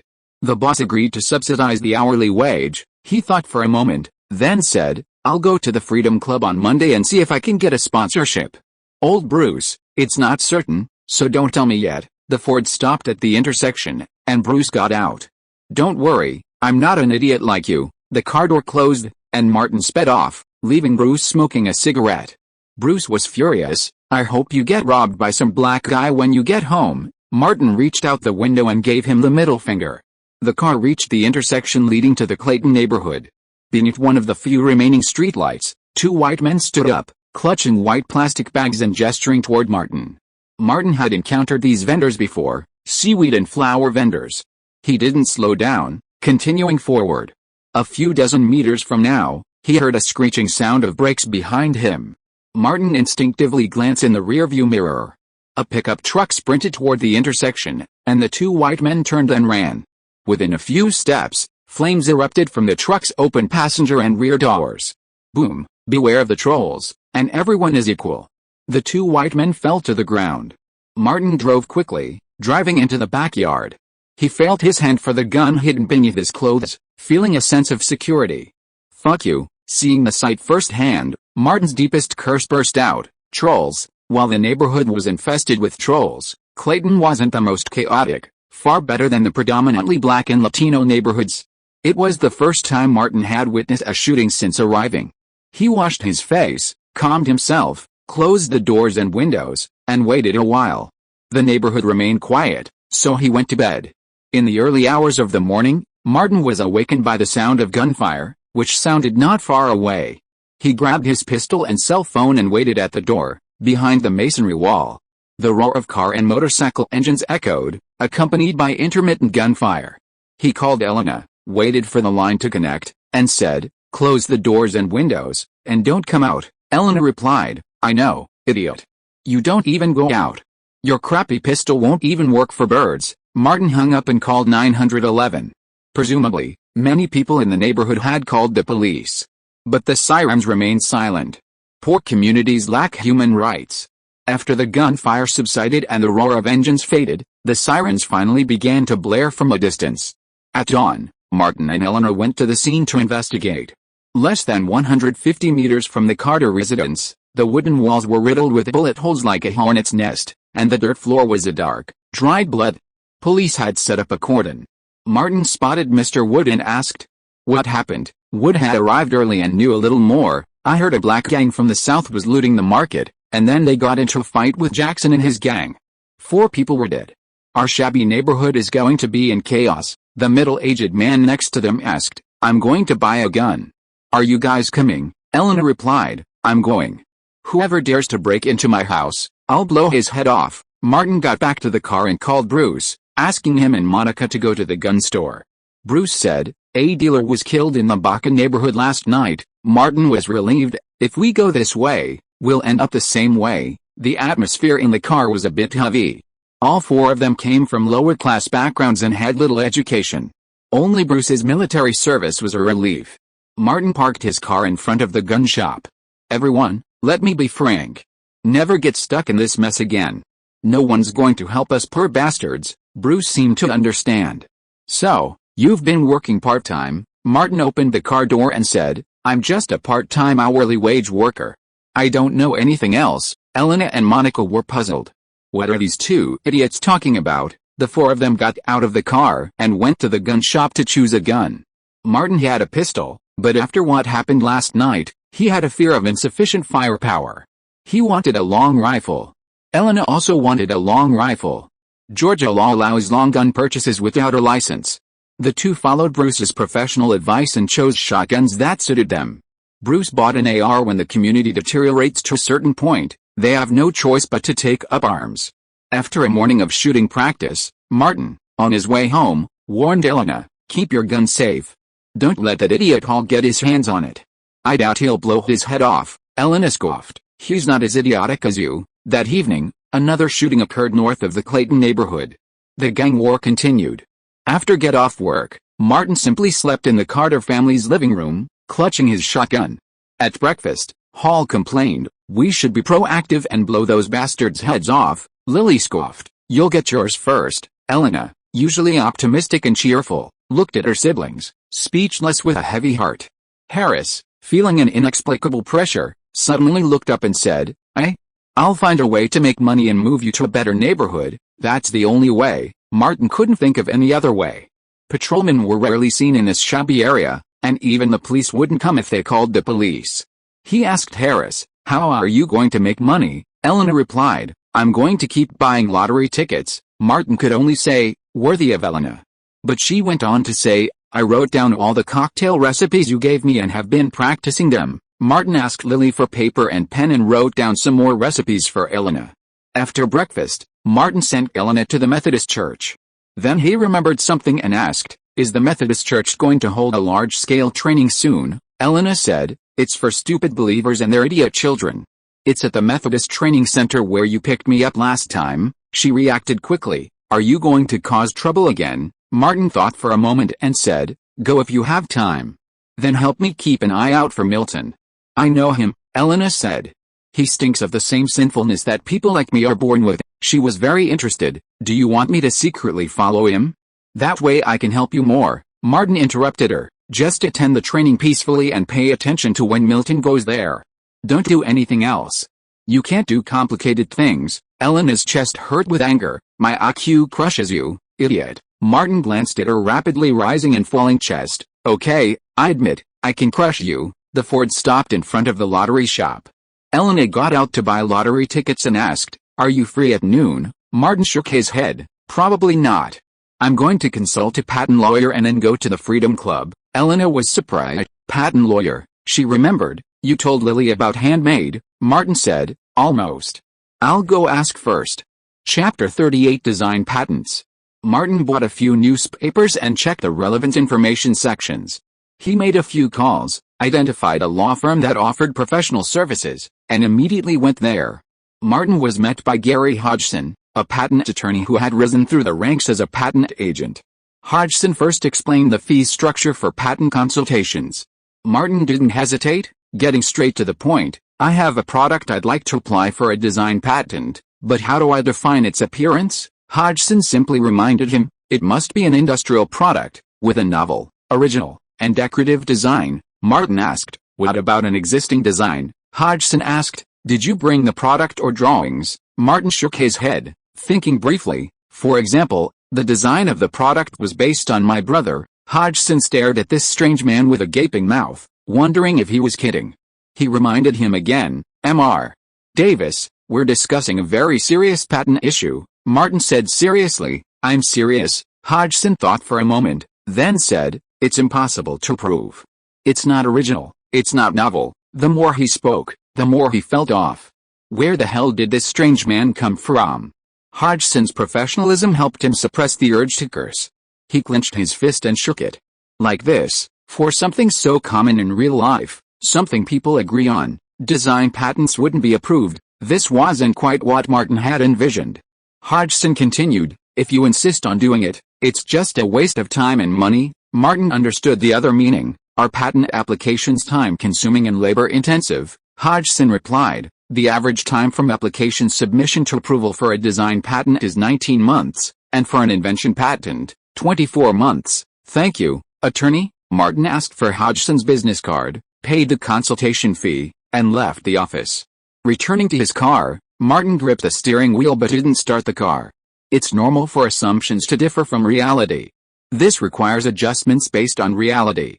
Martin drove to Duluth, a satellite city in Atlanta, home to a cluster of import and export trading companies. They handle both import and export and also accept small custom orders.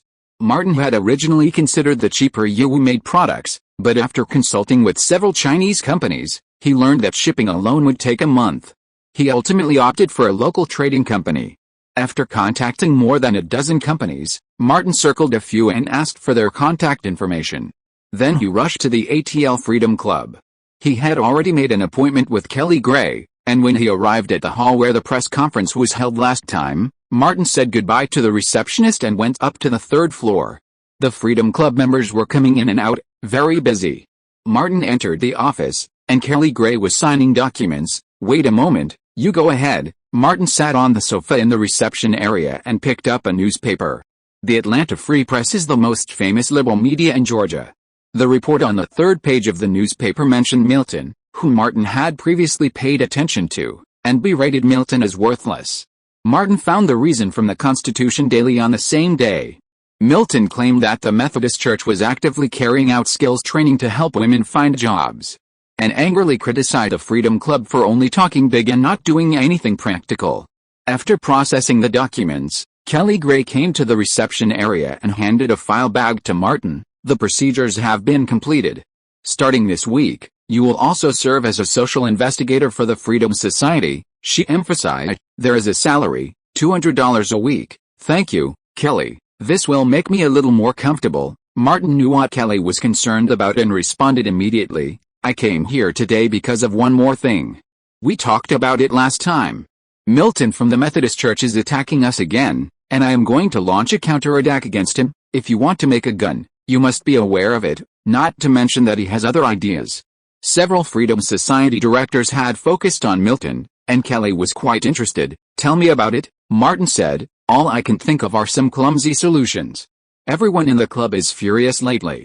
I've convinced the owner to mobilize everyone to protest to the Methodist Church, targeting Milton. He offered Kelly the gun, and she naturally grasped it tightly.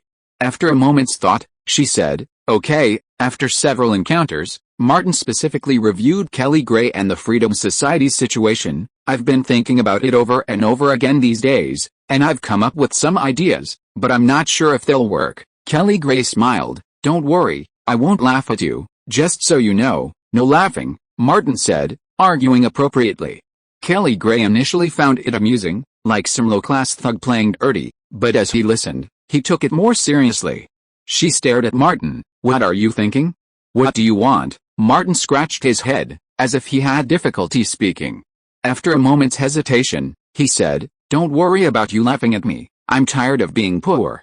I want to make money. He tried his best to use the surrounding social environment. The night before last, a serious shooting occurred in the Clayton community. 5 people were killed. The crime scene was only 100 meters away from my residence. When I got off work that night, I saw with my own eyes 2 dealers from the same community being riddled with shotgun blasts. Kelly nodded. I saw the news. You should be more careful. I bought a long gun for self-defense, but it's not a solution. Martin pursed his lips and paused for a moment, then sighed. I'm still young. I don't want to die in a stinking ditch. I want to move to a safer community. Kelly Gray felt a little sympathetic, but after thinking about it, she found that what Martin said was too involved. Now she was the one with concerns. Martin, you've given me a difficult problem. Kelly Gray had chosen a path that was essentially a social ladder. Her family's limited resources were invested in her 2 brothers. Now, the ATL Liberty Club had a vacant position as vice president, and she had her eye on it. Martin guessed her concerns and said at the right time, Kelly, you don't have to get involved in these low-level things. I will lead the others to do it. If there are any problems, it will be the responsibility of the Beast House. If public opinion rises, you can give it a gentle push. If it doesn't, you don't have to do anything. Kelly Gray stood up, walked back and forth a few steps, and made up her mind. Remember one thing, don't cause physical harm. We are all civilized people in our club, like me and Old Bull. Martin said the truth, and then asked tentatively, Kelly, you know, we are all poor people. The boss is stingy and mostly provides moral support, Kelly went to the desk, got a form, and handed it to Martin. Fill it out. Public gatherings require an application process. I'll let Ella help you with the procedures. The Freedom Club has special funds for activities, so getting support will not be a problem. Martin was more motivated. Brothers don't have to go out to work part-time during the day and can hold protests continuously. Kelly said, let's make it bigger. Martin had no problem recruiting people. If you provide free food, I can find another 100 people. Kelly nodded. Okay. After filling out the forms, Martin followed Ella to several offices. Through the channels of the Freedom Association, the rally permit was quickly approved.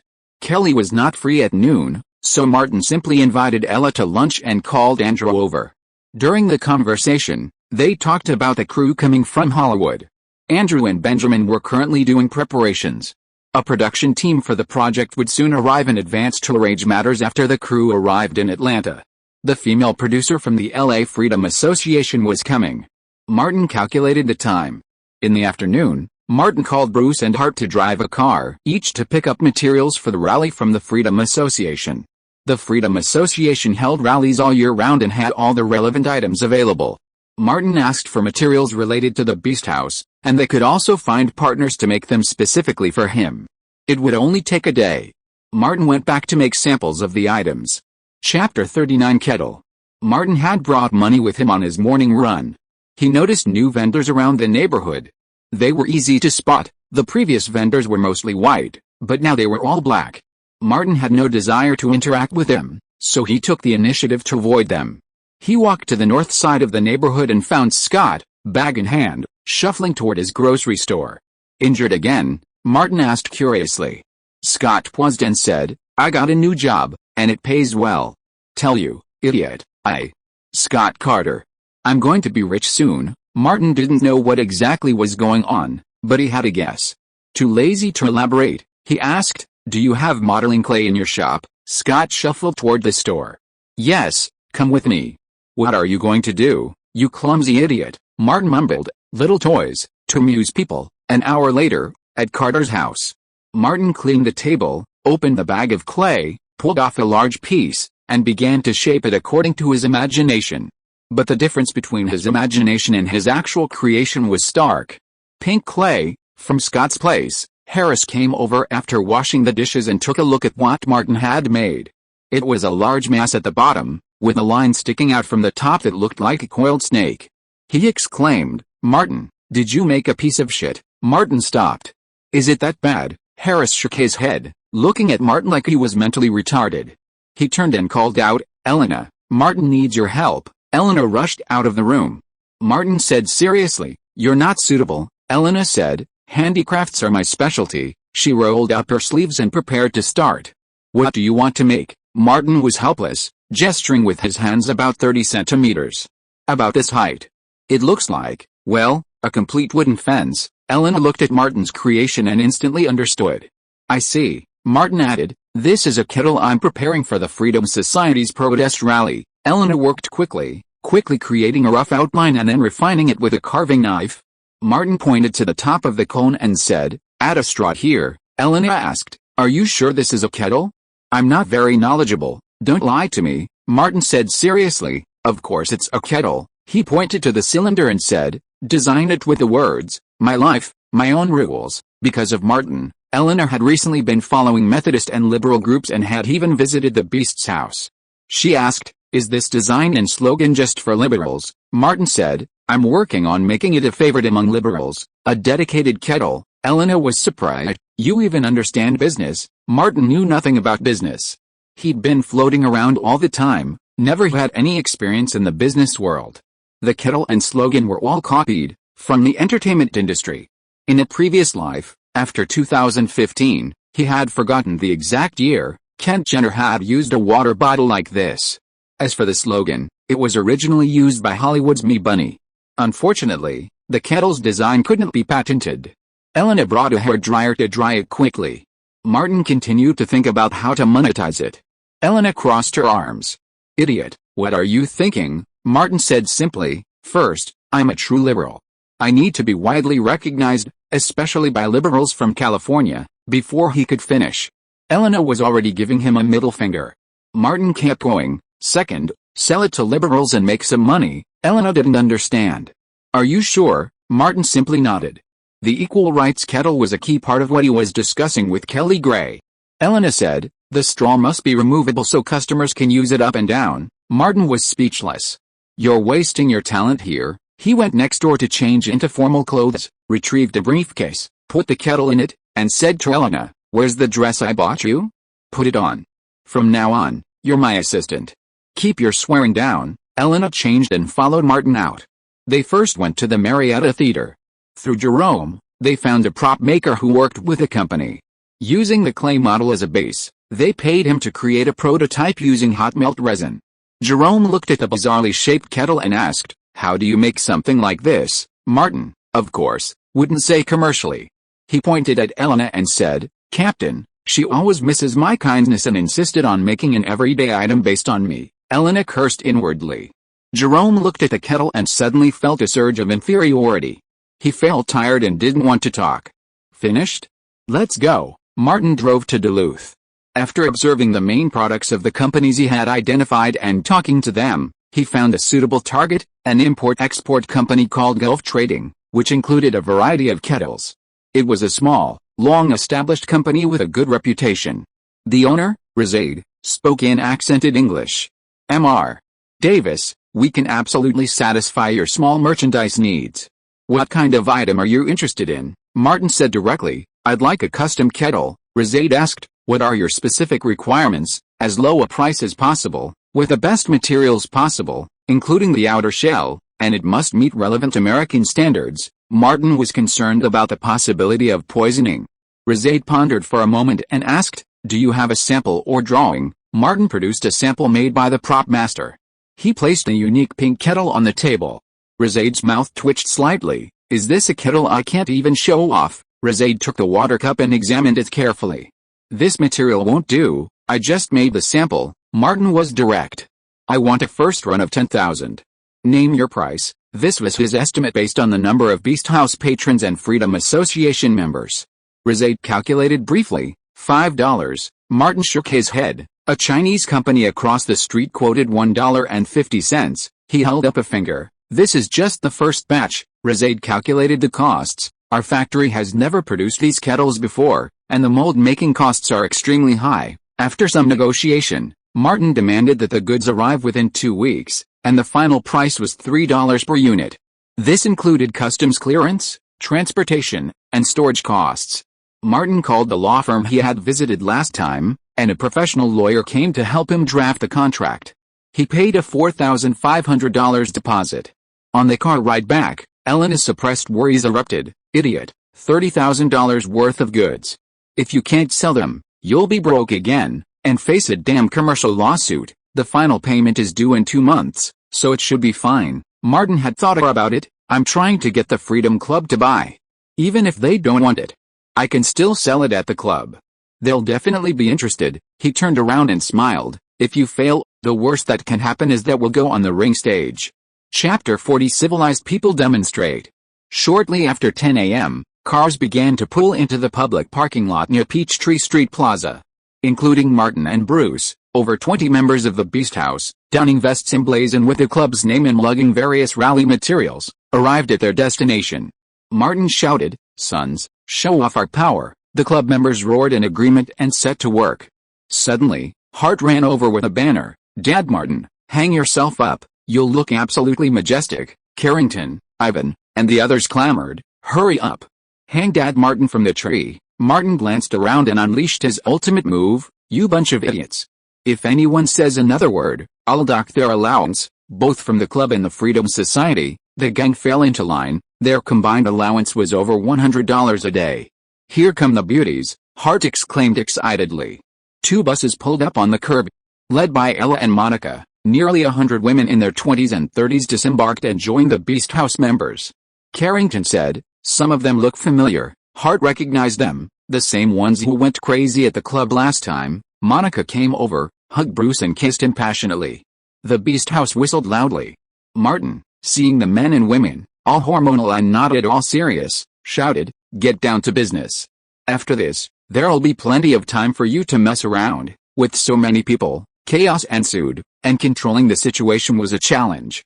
Martin had to resort to his ultimate tactic again: anyone who messes around while working will have their free food withheld. Finally, some order was restored. Flags were raised, banners were unfurled, and posters were rolled up. Martin asked Ella, "When will the media arrive?" Ella said, "A little while." Martin gave Bruce a wink, and the Beast House idiots contacted their families and friends, asking them to call the news hotline. A few $dozen was a lot of money. Bruce frowned. "Man, you're not doing well. No one's paying attention to us," Martin said. "How about you run around here naked? You'll definitely become famous." Bruce instinctively pulled his clothes back, revealing his gun pouch. Martin pulled him back. "Old Bruce, this is not the time to be civilized," Bruce said. "I just want to see how bad the shit stinks under your skull." Martin took out his cell phone and Elena called. Milton left the training center in an old black Lincoln Continental. After Martin hung up, Bruce asked, "Is that son of a bitch coming soon?" "He'll be here soon," Martin said to the idiots in the club. "Guys, the bastard who insulted us is coming soon. Get ready." He looked at Ivan and Blondie. "Blow as loud as you can. Old Bruce, find a place to hide your head. It's not time for you to show up yet." The black Lincoln Continental was heading towards headquarters. In the car, Milton instructed his assistant, "Get the article published as soon as possible, expand the scale of the new round of free skills training, and let the whole country know that we're the ones who really get things done." The assistant asked, "Just got a call. People from Beast House are protesting in front of headquarters." Milton didn't pay much attention to low-level matters. "Beast House, that gigolo club, a new knife," the assistant explained briefly. Milton nodded slightly and casually said, "Have the people down there find an opportunity to discredit them." As the Lincoln Continental approached the Methodist Church's main entrance, Milton turned slightly and saw the protesters in front of the main gate. The men had the words Beast House emblazoned on their shirts. Milton glanced at them, then looked away. Then he heard a sharp whistle. Looking in the direction of the sound, the protesters unfurled a new banner. "Two ex-wives cheated on you because you're useless. A man who can't even handle his wife can't be the head of a family. Jessica and Lena greet you, useless man." Although no names were mentioned, Milton understood immediately. He recalled the most embarrassing experience. Not only did his two ex-wives cheat on him, they also brought men home and fooled around on his bed in front of their wedding photos. The most hardline conservatives were not formed for no reason. In the crowd of demonstrators, two men suddenly turned around, took off their pants, and exposed their buttocks. One had Lena written on it, and the other had Jessica written on it. No mistake. The assistant secretly winked at the driver, who sped up and entered the headquarters gate. Milton got out of the car and walked towards the office building as usual. The whistle at the door kept coming, reminding him of what his two ex-wives had done. But Milton had experienced storms and was able to keep a calm mind. After a commotion outside, Martin said, "Hart, Carrington, stop hanging around here." Hart swung his hips and pulled up his pants. "Martin, Dad, give me an extra helping of oxtail rice for lunch," Martin said generously. "Don't worry, we've got it all. Come up with something new tomorrow. If you can't come up with one, I'll have old Boo put oxtails on you." Hart thought for a moment and said, "Don't we have pictures of his two ex-wives? Make them into posters and hang them on the streetlight by the door. That son of a bitch will be pissing off." The others chimed in. "Great idea." Someone else said, "Hang up the current one too." "Excellent, excellent," Martin said. "When you get arrested by the APD, no one's going to bail you out." Ella saw a TV news van approaching and warned, "Behave yourself. The reporters are coming." She thought to herself, "This is indeed a low-end bureau. Ms. Grace presents as inappropriate." Martin said, "Hart, tie your belt. Do you really want to sell your ass to the reporters?" Following the arrival of the first newspaper, many more reporters followed. The Freedom Club had special arrangements for media reporters, and Ella and Martin were interviewed separately. Martin mainly mentioned the Beast House, advocating that the Beast House was a symbol of freedom. In the afternoon, when Milton's Lincoln Continental came out, a sharp whistle sounded again. Milton remained calm, as if nothing had happened. Today's rally ended here, and on the way back, Martin and Bruce got on the same car. "Old Bruce, I'll see you these nights." "I'll leave the bar to you," Bruce asked. "Are you sure he will go to the Wild Forest bar?" Martin said, "I'm not sure. I got the news that Milton goes to that bar for a drink more than 10 days a month." Bruce said, "How could I believe your nonsense and do such a shitty thing?" Martin was so shameless. You said that my head is full of shit, and you happen to be a piece of shit too. Shit and shit can last forever. Chapter 41 Driving People Crazy. Atlanta, Decatur. Over dinner, Milton felt a strange tightening in his heart, his back creaking, and his brother's nose rotted. He put down his knife and fork and said, I'm going out for a bit. I have an appointment. I'll be back later. Elisa's eyes were dry as she stared blankly at her husband as he left, disappointment creeping across her face. Milton drove an Audi to the nearby Wild Forest bar. Whenever he was feeling down, or when Eliza expressed a need, he liked to have a drink there, returning late at night. Milton pushed open the bar door, approached the bar, and said, Hans, a whiskey? As usual, Bruce looked away from the other person, confirming it was Milton. He boasted to his new drinking buddy, You ask me why I like this place? Because I always have good luck here. I always meet beautiful women. He came 2 nights in a row, and finally, Milton arrived. The drinking buddy didn't believe it. You're bragging, how come I haven't encountered that? Don't disbelieve me, Bruce described in detail. That was a few years ago? A beautiful red-haired girl was drinking here. I chatted with her, and she actually took the initiative to ask me out. She said her husband was not so good. The drinking buddy shook his head. How could such a good thing happen? Bruce took a sip of wine and continued, Maybe you have seen her. She has a red mole on the left corner of her mouth. The drinking buddy was from the same area. He was stunned for a moment. I think he has seen her. Hearing about the red mole on the corner of the mouth, Milton's eyes unconsciously turned to Bruce. Bruce, daring to use a mortar shell to provoke the British, simply ignored him. Her name is Lena. She took me to a nearby villa, and we enjoyed a romantic night in her bridal chamber. A few days later, she actually called me and asked me to come over to her house again. His drinking buddies gradually began to believe him. You guys did it again. Bruce laughed. She told me to go through the back door when you get there, you bastard. A sudden roar interrupted the conversation. Milton was furious, unable to bear it any longer. That bastard cheated with someone, and you were also a scumbag. He lunged at Bruce and hit him. Bruce pushed Milton away. Are you sick? Milton struggled to get up, and Bruce casually lifted his coat. Don't move. The civilized demeanor touched Milton. Milton stopped moving. Psycho. Bruce clapped his hands, his face etched with displeasure. He walked out of the bar, then suddenly turned back, as if realizing something. I remember now. You're Lena's husband. She and I are right under your wedding photo. Many people in the bar had guessed it. All eyes now fell on Milton. Milton's emotions were indescribably mixed, and he vowed never to return to this bar again. Bruce left, occasionally looking back. He walked a distance before getting into his car and leaving Decatur. A moment later, Milton left the bar alone, a rage welling up inside him. Returning to his Audi, he was about to start the engine when he suddenly thought of his wife at home, and pulled his hand back. Going back was also tormenting. He sat quietly in the car, closing his eyes. Can't they just obey the will of the head of the family? Late at night, the Beast House Club dispersed, and the male and female patrons who had successfully hooked up met up to leave. The male patrons who had failed slowly left. Martin cleaned up the stage and headed out. On the second floor of the club, Vincent raised his cowboy hat and looked at Blondie's mouth. What's going on? Blondie touched his swollen lips. Martin asked Ivan and me to blow the whistle these days. We blew too hard and our mouths were swollen. Vincent asked about his concern. How is the situation over there? A lot of media and reporters have arrived one after another. Martin has been speaking for the club. Blondie said everything he heard and saw. In order to save the club's expenses, he got sponsorship from the Liberty Club. Materials and food are all handled by the Liberty Club. Vincent was quite satisfied. He had not misjudged Martin. I see.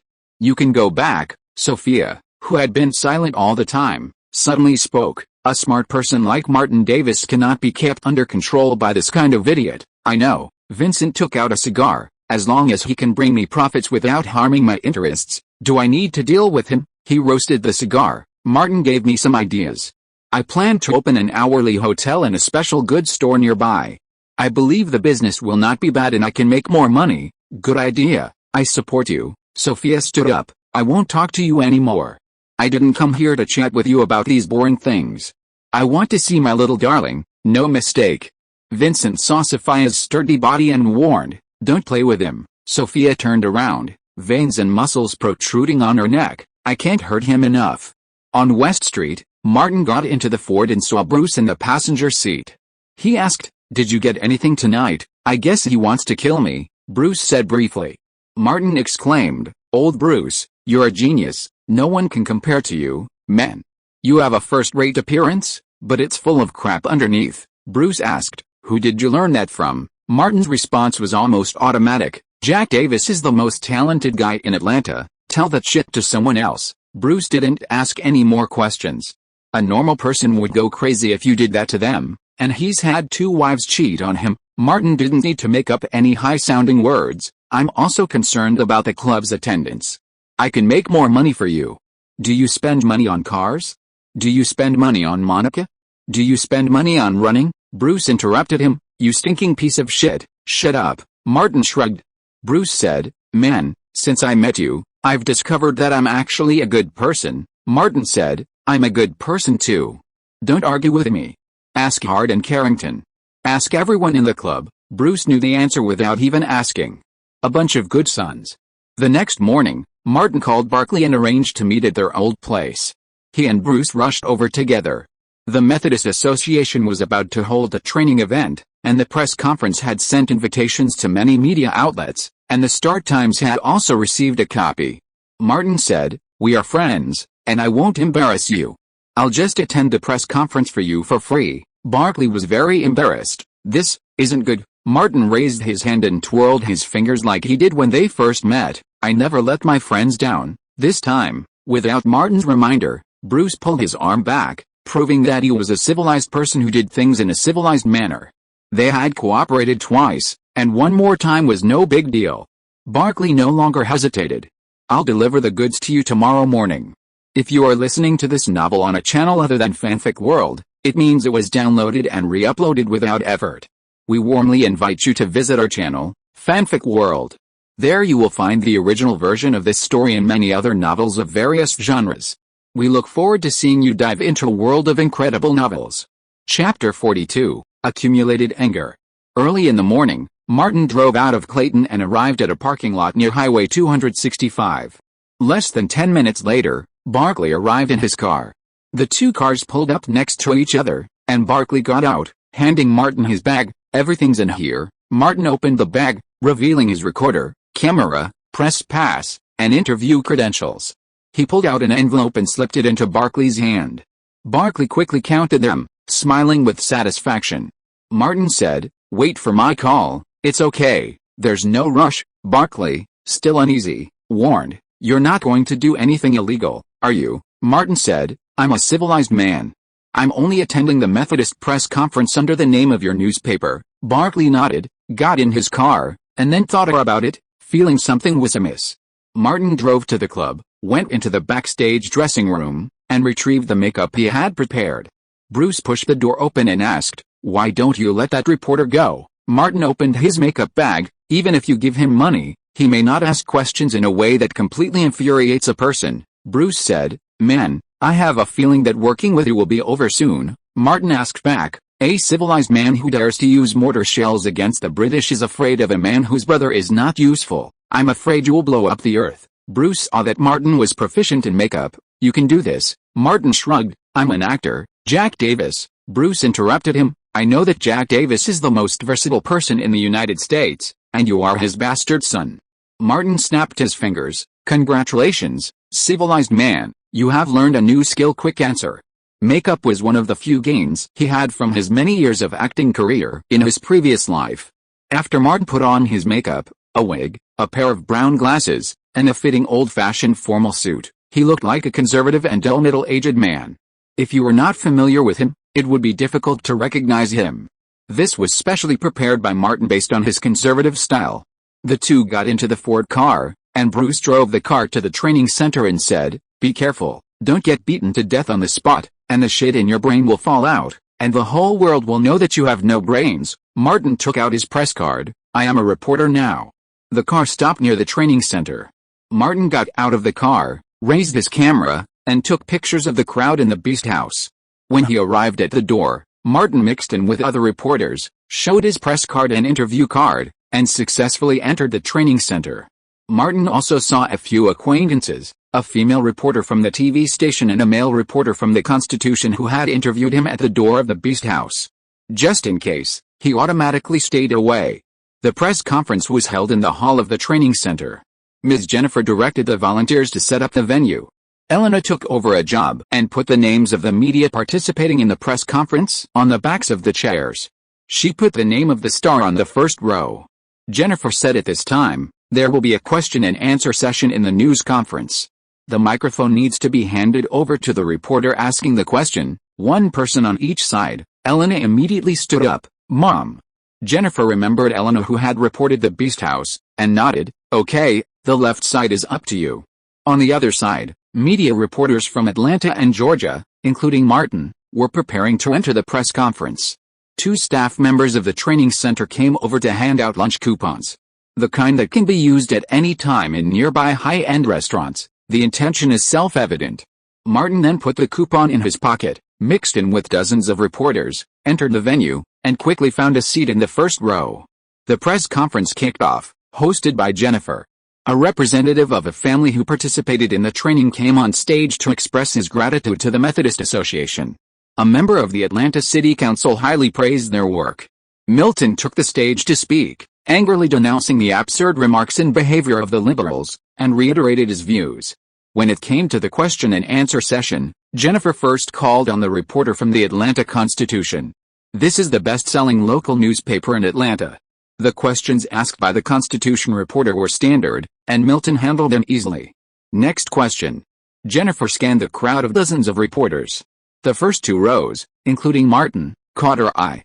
A middle-aged male reporter, dressed in old-fashioned, reserved attire, had caught her eye earlier, and she immediately pointed to the reporter in the gray suit. Elena tried to be as natural as possible and passed the microphone to Martin. Martin took the line and said, Mr. Milton, you are a legend in Atlanta. Your ideas and convictions illuminate the land of Georgia. With these words, Milton's tense nerves, straining against the reporters, relaxed slightly, a faint smile playing on his stern face. Just as his mind relaxed, Martin's knife pierced the most painful part of his heart. Is this the result of your 2 ex-wives' infidelity? Martin didn't wait for a response. Speaking rapidly, I interviewed Jessica and Lena. They said they'd cheated because of your incompetence. You couldn't satisfy them, yet you refused to divorce them. They were forced to have affairs with other men in your bedroom, in front of your wedding photos. All his words were directed at Milton's incompetence, and he attributed Milton's ideas and propositions to his incompetence. So, your incompetence has caused your extreme conservatism, right? Under normal circumstances, Milton's experience are enough to ensure that he can face these vicious questions with a calm mood. But the bastards in the Beast House have been protesting and provoking day after day this week. The second wife, Lena's cheating partner, even humiliated Milton in public at the bar. The news spread like wildfire, and not only his barmates, but even his neighbors in the community were looking at him strangely. How can a man bear it? Milton even lost his safe haven to avoid his wife's entanglement. Jennifer gestured to the people on both sides of the venue, asking them to quickly take away Martin's microphone. It's time for your question. Elena was the first to rush forward and grab the microphone from Martin's hands. She appeared to be struggling with Martin, but her tall frame blocked the way for the 2 male staff members. Milton's wounds, which had been healing over the past few days, were gradually being torn open, now bleeding profusely. Martin's grip loosened, and Elena snatched the microphone away. Though a little late, Jennifer was relieved to see Elena reclaim the microphone. The press conference couldn't continue. The reporters had received enough explosive material, and further questions were pointless. The right thing to do was to get back to their stories. Jennifer gave a few polite words and announced the end of the press conference. Reporters scrambled to leave, some making phone calls as they went, asking newspapers and TV stations to reserve coverage and news time. 2 male staff members protected Martin as he left. With so many reporters present, they couldn't really do anything. Exiting the training center, Martin quickened his pace and headed to the nearby parking lot. Bruce was standing in front of the Ford waiting for him, very disappointed. You were not beaten to death. Martin got in the car. I am a civilized man. I only do civilized things. They were very polite to send me out. Bruce started the car. Where to? Martin took off his wig and put it away. Going back to take off my makeup. Back to the club. Martin took off his makeup and put away all his things. The meal coupon was still there. He took it out and handed it to Bruce. High-end buffet restaurant, you can bring a female companion. Bruce snatched it away and exclaimed, I really admire you, a piece of stinky shit. You screwed someone and took the benefits. Martin said, I regret it now, I want it back. When Bruce put it in his pocket, he pulled back his coat, revealing the gun bag. Are you sure? The civilized man appeared, and Martin took the initiative to give in. It's my treat. The two men left the club and headed for Highway 265, where they waited for Barkley in the parking lot near the Star Ledger. Martin returned the things to him and said, I've got big news for you, listen to it. Barkley turned on the speaker of the recorder and listened carefully. Bruce was also listening attentively, glancing at Martin from time to time. This guy's head was really full of stinky shit. Good, it's really big news. Barkley was very excited. It's a pity it's not exclusive. Many stories automatically formed in his mind. This will trigger a new round of public opinion wars, the most intense kind. Martin asked, based on your professional experience, where's the focus of public opinion? Barkley immediately replied, of course it is freedom and men's brothers. Topics in this regard are easy to hit up. Thanks, Mr. Barkley. Martin was about to withdraw. I wish you win the Pulitzer Prize soon. Barkley returned to his car and hurried back to the newspaper office to finish his manuscript. It would take a long time to write a story. No, there was no shortage of material for news reports. That night, what Milton said on the spot appeared on TV news. With such words, it was hard not to cause controversy. Newspapers and other print media were in an uproar. Liberal and conservative media attacked each other, and Milton, the person involved, not only did not restrain himself, but also reorganized his remarks at the press conference and published a more incisive column. Public opinion in Atlanta exploded. Conservatives have been deeply rooted in Georgia for many years, and they simply took advantage of the situation to stir up a storm of public opinion and draw the focus of all media attention to the conservatives. The Atlanta council elections are not far away, and the lack of sufficient public attention will have serious consequences. Chapter 43 She's from Hollywood. At the Atlanta Freedom Association headquarters, all 5 directors, along with its chairwoman, Julia, gathered for an emergency meeting to discuss the current public opinion situation. Also in attendance were several representatives from the liberal wing of the political spectrum. Julia, seated at the head of the table, said, Milton's remarks, while mixed, aren't inherently alarming. What's alarming is the public attention focused entirely on conservatives. With the Atlanta Council elections approaching, without sufficient public attention, what's the point of the Freedom Association? Kelly Gray knew the financial backers wouldn't agree. Julia asked a middle-aged man, Jamie, does Councilwoman Erica have any suggestions? The middle-aged man replied, Councilwoman Erica finds the lack of public attention alarming. We need an immediate and forceful response. Georgia already has a conservative majority, and we've finally made progress. A middle-aged director responded, we need a march, but we lack a catalyst. Julia glanced at her subordinates and said, if you have any ideas, come to me. As soon as the meeting ended, Kelly Gray followed Julia into the chairwoman's office and pulled a sample Martin had given her from her bag. This item perfectly exemplified the key point of Milton's remarks. If everyone at a Freedom Society rally had one, the effect would be absolutely devastating. After a long conversation, Julia nodded, you're doing great, Kelly.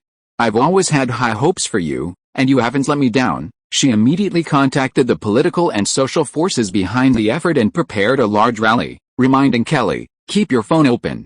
I need you to come with me to meet with Councilor Erica tonight or tomorrow morning. Kelly Gray was overjoyed.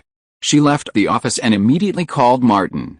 Has the shipment arrived? Martin replied, I'm going to pick it up. Kelly Gray briefly explained the Freedom Society's situation and glanced at her watch. I'm going to pick someone up at the airport. You pick it up and deliver it directly to Gray Films. We'll meet there. She saw an opportunity to win over the vice chairman, and Martin was key. She specifically said, she wanted to introduce you to a friend. She's coming today. She's a Hollywood producer. Don't you want to be an actress? Meanwhile, Martin hung up the phone, opened a box at random, and removed several boxes, examining the kettles inside. The workmanship was far superior to anything the prop master had improvised. Rizade came over and said, they're made of the finest materials and meet all the specifications. Load it up. Martin inspected the quantity and settled the payment with Gulf Trading Company, paying the second installment of $15,500. The remaining balance could be paid within the due date. Martin led the way in the van, followed by 2 other vans, and headed straight for Gray Pictures. Andrew was waiting at the company's warehouse. Upon Martin's arrival, he immediately unloaded the goods and put them into storage. Inside, Andrew was a little excited because his boss had called to say he'd secured important supplies for the Freedom Society. What did it mean to be entrusted with such an important task? His boss's trust. Martin tossed one to Andrew. Kettle, perfect for the crew on location. The trading company had provided slightly more goods than originally ordered. And mine. Andrew was delighted and immediately opened the package. He was stunned when he saw the kettle.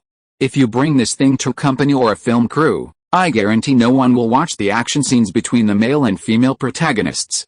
He said, this isn't suitable for men, is it? Martin deliberately lowered his voice. We're friends, and I'm telling you a secret in advance. The Freedom Society is about to hold its largest rally of the year, and this kettle is key. Andrew hugged the kettle, biting the straw and taking 2 empty sips. I fell in love with it at first sight. 3 cars drove towards Gray Films. In the lead BMW 7, besides Kelly Gray, sat a woman of similar age. Louise Meyer had blonde hair draped over her shoulders, delicate makeup on her face, and black-rimmed glasses. Along the way from the airport, they encountered several small groups supporting Methodism or the Freedom Society.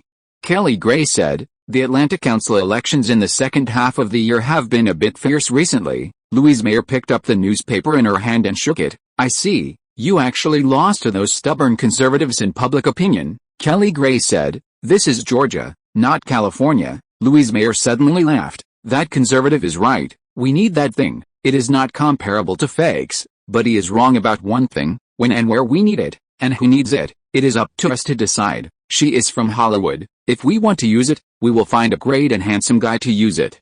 If we want to throw it away after use, we can throw it away.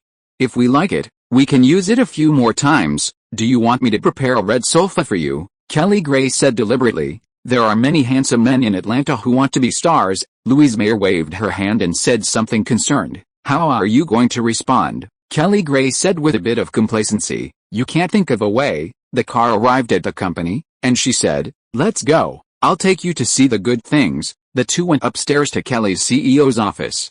Upon entering, they found Martin waiting in the outer reception room. Kelly asked, have the goods arrived? Martin pointed to a rectangular box on the low table. All 10,000 have arrived. To prevent defective goods, the supplier gave us 100 extra. Kelly took out the kettle and examined it carefully. Excellent workmanship. Louise took off her glasses, draped them on her lapel, strode over, and said, what genius came up with this thing? She took the kettle, examined it briefly, grabbed the straw, pulled it off, and instantly understood. It works both ways. A genius. Martin glanced at Louise Meyer curiously, as only an old pervert could tell at a glance. Kelly turned to Martin and said, here's the genius you're talking about. She introduced them. This is Louise, my good friend, a producer from Hollywood. And this is Martin, a social investigator with the Freedom Society, an actor as talented as he is handsome. Louise eyed Martin with interest. Martin seemed oblivious. Also, there's a surprise. I'll tell you later. Kelly Gray talked about the parade planned by the Alt Freedom Association. Louise, you're a veteran in this area in Los Angeles. What do you think? Louise laughed so hard that her chest rose and fell rapidly, and the buttons on her shirt were about to fall off at any time. She picked up the water bottle, deliberately squeezed and loosened it, and stroked it up and down, saying as she played, thousands of people drinking water from this thing together. It's a very creative response. I can guarantee that your Alt Freedom Association and Georgia liberals will become the focus of national attention, and public opinion and news will explode. Kelly also laughed. I think the same as you. Louise understood her old friend. This is not an idea you can come up with. Kelly signaled with her eyes again. Martin thought of it. He is an outstanding fighter. Louise was like an old pervert, rubbing the water bottle flexibly with her 5 slender fingers. The mouth of the water bottle with the straw pulled out, and air kept blowing on her face, spraying her blue eyes like a pool of water, which looked very indecent. She stared at Martin with a smile on her face. Genius, how did you come up with that? No mistake, just look at the content of the first 6 and 9 books. Martin vaguely grasped some of this person's characteristics, and deliberately put on a serious face, recounting facts he made up on the spot. Liberals have been repeatedly attacked and subjected to domestic violence. I feel that a self-defense weapon that can be integrated into daily life is needed. He deliberately walked to Louise, took the kettle from her hand, and swung it twice. Look, grab the head, swing it up, and hit the person with the base. If it hits the head, it will not only cause pain, but also mental damage. It is also easy to carry and conceal, and the opponent will not be prepared. Louise's smile became even wider. Martin, do you often tell jokes seriously? Her eyes fell on the words on the kettle. I am the master of my own life? That's what you thought, Kelly answered for Martin. Yes, he thought. Louise asked Martin seriously, can it be authorized to the LA Freedom Association? Of course. Martin was about to receive a large sum of money, and with the confidence, he could look at the long term. I will not set up any obstacles, nor will I try to register. All liberal groups can use it. Louise nodded. On behalf of the LA Freedom Association, I express my gratitude to you. Martin is an excellent actor. There's no better way to thank you than to find him a role in the crew. Kelly suddenly interrupted. Louise turned her head and raised her eyebrows at Kelly, as if asking, did you sleep with him? Kelly didn't seem to understand and remained indifferent. Gray Company is cooperating with Louise's crew, and the financial prospects are good. Georgia's preferential policies can attract one Hollywood crew and will attract the next one. Louise is Kelly's most stable relationship in Hollywood. Kelly called Louise as soon as she tasted the paper airplane. Martin told her that he would make many new cocktails. Kelly went to Martin for fun, not only because he was interesting. The crew does need to recruit some actors in Atlanta, her friend spoke up, and it was hard for Louise to refuse.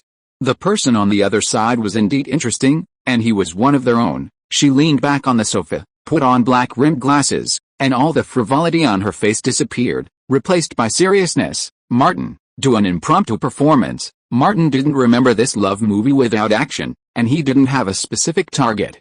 After a moment's thought, he ruffled his hair, wrinkled his shirt, and came to Louise. He picked up the kettle, and he changed instantly. The muscles on his face seemed to be misplaced, and he turned from a sunny and handsome man into a hideous pervert, and his whole body exuded viciousness. There was no word, only rapid breathing, and the sound of the wind when he swung the kettle was like angiac. Kelly had never found Martin so scary. Louise suddenly said, that's enough. Martin exhaled and put down the kettle.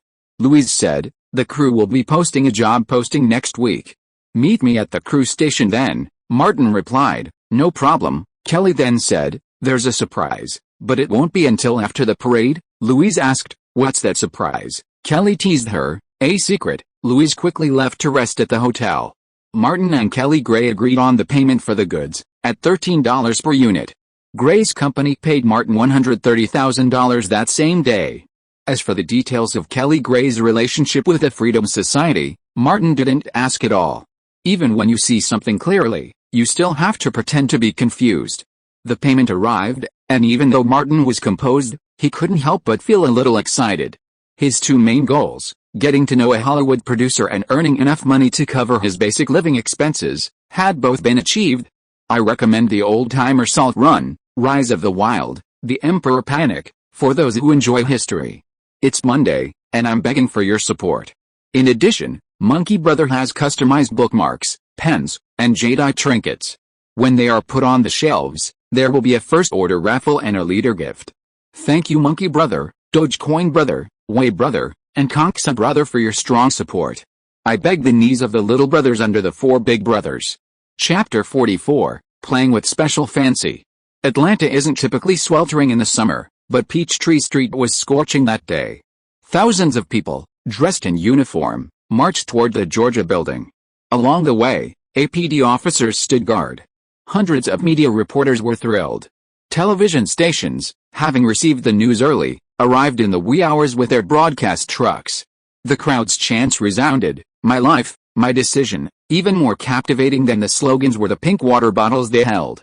Their realistic shape, coquettish aura, exaggerated size, and unique purpose created a sensation. CNN, headquartered in Atlanta, broadcast the event live, with footage beamed across the United States. When 7,000 or 8,000 people, led by Senator Erica, drank from the water bottles, then raised them aloft and chanted, my life, my decision, not only were the reporters and conservatives on the scene stunned, but television viewers across the country were also stunned. Georgia was going crazy. Congresswoman Erica stepped onto the podium, clutching a pink water bottle, and shouted, we're not holding a water bottle, We're holding freedom. She put the straw between her lips and took a sip. We're not drinking water. We're enjoying the freedom we were given. Perhaps she'd used it the night before, or perhaps the straw wasn't securely attached, so it clattered to the ground. Without the straw, the water bottle looked even more attractive. All the cameras focused on Congresswoman Erica, giving her a long, close-up shot. In politics, pride is a given. Erica felt like she could make a national splash today. With one hand, she gripped the water bottle like she was holding a lover, and with the other, she gave a victory sign. What did it matter as long as it increased her exposure and influence? Kelly Gray, accompanied by President Julia, stood behind Congresswoman Erica. This was her first time on the podium at a large event in Georgia. Counselor Erica stepped back from the front and stood beside Julia. She nodded to Kelly Gray. "You did a great job," Kelly quickly said. "I'm doing my part." From above, the media were frantic. Erica was delighted with the success of the event. "Julia, the people who developed the plan should be rewarded in the name of the Freedom Society. This is a money-driven society, and money is the best motivator." Julia nodded and whispered, "Kelly, you draw up the list and plan." In the past, this was the responsibility of the vice president. Kelly Gray was delighted. "I'll come up with a plan immediately after the event." She craned her neck to look for Martin in the crowd. There were quite a few men participating, but she couldn't find him. The crowd was so large that the Beast House banner was inconspicuous. The kettle stole all the limelight. Hart grabbed the can, swiped it down, and then pulled it up again, saying, "What idiot came up with this can? It's so fucking cheap." He asked Martin, "Martin Dad, didn't that idiot design it based on himself? That's too exaggerated. He can even compete with you," Martin warned. "Son, if you say anything more, I'll send you to Thailand." The rally continued until noon, when the crowd gradually dispersed. The streets were filled with people holding pink cans, creating a beautiful sight. If anyone questioned it, someone would immediately retort, "We're not holding cans, we're holding freedom." Los Angeles, LA Freedom Association headquarters. Chairman Caroline saw CNN and the live news broadcast in Atlanta and made a phone call. "Louise, was this event organized by Georgians themselves?" "Yeah, it's interesting, so fun. The conservative and dull Georgians can actually come up with this kind of tricks." Caroline didn't quite understand. "They are more avant-garde than us."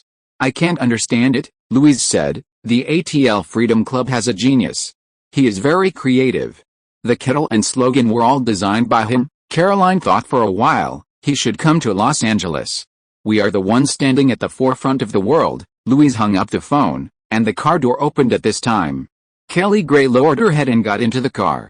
She grabbed Louise's arm, her voice trembling with excitement. "Counselor Erica and Chairman Julia will nominate me as vice chairman." Louise reclined in her chair. "Are you so excited?" Kelly let go of her hand. "Although my family has some resources, they are all placed on my two brothers. I can only run a small company that dares not even shoot theater movies." Louise deliberately asked, "How do you plan to thank that Martin?" Kelly smiled. "He likes to be an actor and wants to make money to get out of the quagmire. I gave him the opportunity. Of course, the premise is that I earn more." Louise hooked her chin frivolously. "I thought you slept with him." "He is good-looking, has a likable personality, is sensible and interesting, and has many talents. He is better than many of his peers from wealthy families." Women talk about private matters with women more exaggeratedly than men. Kelly picked up the pink kettle, took a sip of water, and said, "As far as I know, he made this thing based on himself." Louise couldn't help laughing. "What an interesting person." She grabbed the kettle with both hands. "Have you used it? Is it good? It's not just for show? Is it really that exaggerated?" Kelly ignored the slut's dirty talk and sighed. "It's a pity that he comes from such a poor background.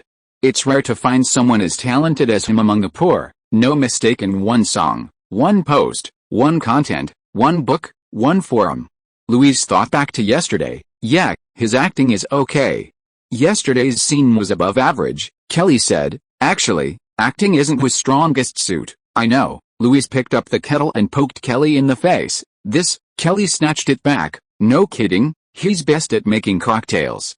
Remember the paper airplane I mentioned?" Louise had initially been amused, but upon hearing about the new cocktail, she sat up straight and said, call him now." She slapped her head again. "Damn it, I have important work this afternoon. I can't get drunk."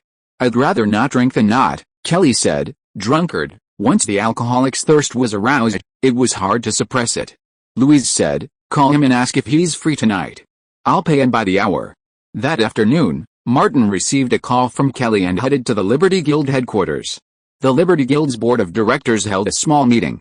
In recognition of Martin and his colleagues' outstanding performance in the event, they awarded them special certificates of honor and a $5,000 reward. For Martin right now, cash incentives were the most invigorating. Martin followed Kelly Gray into her office and asked, "You're in such a good mood, are you happy?" Kelly Gray's eyebrows shot up to the sky. "Vice President, it's basically confirmed." "Congratulations," Martin said, as if addressing an old friend. "Kelly, you have to treat," Kelly Gray said. "How about tonight?" Louise is a heavy drinker. After hearing me talk about paper airplanes, she can't wait. "Do you have time?" Her suite has a wine cabinet. "If you need any, she's always available," she reminded him. "If you want to be a star, Louise can help you." Martin's smile was his usual bright and sunny. "Kelly, I really don't know how to thank you," Kelly joked. "When you become a big star, help me act in a play." The two chatted for a while, focusing on Louise's taste in wine. After leaving the Liberty Club and returning to the club to pick up the wine he had prepared, Martin asked Vincent, the owner, for leave. He was also considering giving up his part-time job at the Beast Bar now that he had financial security. Because he made money, his sons believed in him. That was fine in the short term, but what about the long term? What would Vincent think? Chapter 45 The Real Audition. In the hotel suite's living room, Louise leaned against the bar, her hands tucked into the pockets of her capri pants, watching Martin across from her as he rapidly stirred a cocktail shaker. Martin had changed into a fitted V-neck t-shirt before joining her, his muscular figure framing his curves perfectly. Kelly sat on a high stool, arms folded across her chest, feeling that Martin's movements and gestures were even more artistic than those he'd made at the Beast's house. Martin poured the cocktail into a chilled glass, adorning it with an intricately folded paper airplane. "Paper airplane, please enjoy." Louise stared at the translucent orange-red liquid, then took a careful sip. It was elegant, delicate, yet soft and refreshing. It was a flavor unlike anything she'd ever tasted, a completely new kind of cocktail. This drink alone was worth the night. Martin didn't ignore Kelly, mixing a caipirinha with a base of sugarcane liquor and bringing it over. "Kelly, this is yours. Sweeter suits me better," Kelly said, taking a sip. Louise took a second sip, savoring the drink carefully. Suddenly, she set down the cold glass, wiped the mist off her hands with a tissue, and extended her right hand toward the bar. "Meet me formally, Louise Mayer, from Los Angeles." This was completely different from Kelly's introduction. Martin, likewise, wiped his hands clean and gently shook hers. "Martin Davis, a bartender and actor. This is a drink that will go down in the annals of cocktail history." Louise downed the remaining orange-hued liquid in one gulp. "Martin, you're a genius," Martin said deliberately. "I've tried countless recipes, and I've had pretty good luck." Louise pondered. "So, are there other recipes?" "Anything stronger." "Stronger," Martin confirmed. Louise tilted her head to examine Martin. "Stronger is more satisfying. It might not suit your taste." Martin switched to a new cocktail shaker, filled it with the sorghum red liquor he brought, then added daunting liquor and crushed ice. He shook it well, poured it into a chilled glass, and topped it with a slice of fresh orange. He handed it to Louise. "Welcome to Atlanta. It's called Welcome." Louise picked up the glass. The wine was mellow, smooth in the mouth, and had a hint of sweetness. She had never tasted it before either. She was a long-time alcoholic and could taste the high alcohol content. After taking a gulp, her blue eyes instantly brightened, as if water seeped out. "It tastes a bit strange, but it's still a good drink." Martin nodded slightly. "Thank you. It's been recognized by its first customer." Louise was extremely interested in the wine. "I'm honored to be its first customer." Her alcohol craving kicked in. Anything else? Martin certainly had other options, but he didn't say so. "I've been mixing a new one recently, but it hasn't worked yet." After the liquor went down, Louise's expression remained unchanged. "We can discuss wine sometime." Martin's brain reacted very quickly. Every time a new cocktail comes out, countless recipes have to be tried. It's difficult to do it alone. "Louise, if you have time, let's try it together." Louise leaned half of her body against the bar, her body undulating in exaggerated curves. She looked at Martin with interest. "You have a lot of ideas. Are you willing to give it up?" Martin understood. It hasn't worked yet. He couldn't ignore Kelly and asked, "Andrew said that the man from the city is on tonight." Kelly put down her glass. It's on the second cable channel, at the same time. A TV series? A movie? Your company's work. Louise, a heavy drinker, took Kelly's glass and drained it in one gulp, frowning. It's a drink, not wine. Martin brought a bottle of strong Macallan whiskey and poured it into 3 new glasses. Kelly was talking about a movie. Martin plays a supporting actor in a late-night movie I'm investing in. Suddenly, she remembered the sample film she'd seen. He was fantastic. Really? Louise asked Martin, surprised. Where did you learn all that? Bartending, acting, and the art of making people feel comfortable even when they know you're trying to please them. That's not something a poor kid from the slums can learn. Martin wasn't surprised. With his thick skin, he wasn't shy and said frankly, my father, Jack Davis, is the most versatile man in Atlanta. Kelly said, I've never heard of him. Louise stopped probing and raised her glass. Here's to my life, the way I decide. Martin and Kelly both raised their glasses, and the 3 of them clinked their glasses gently, finishing the whiskey. Louise took the bottle and offered to pour. Here's to this wonderful evening. Before the late-night show even began, the 3 of them had already finished a bottle of whiskey. Martin went to get more wine. Kelly swayed over. No, no more. What's a wonderful evening without good wine? Louise grabbed Kelly, and the 2 drunk women collapsed on the sofa. The latter rested her head on the former's chest, feeling as soft as cotton wool, and murmured comfortably, where's the remote? It's about to start. Martin brought over the wine and poured again. Unrelated sentence fragment. 1691. Martin reclined on the armchair and raised his glass to Louise. Whatever the director tells me to do, I'll do. Louise reached back and pulled out a pink water bottle from the inside of the couch. She placed the spout against Kelly's lips.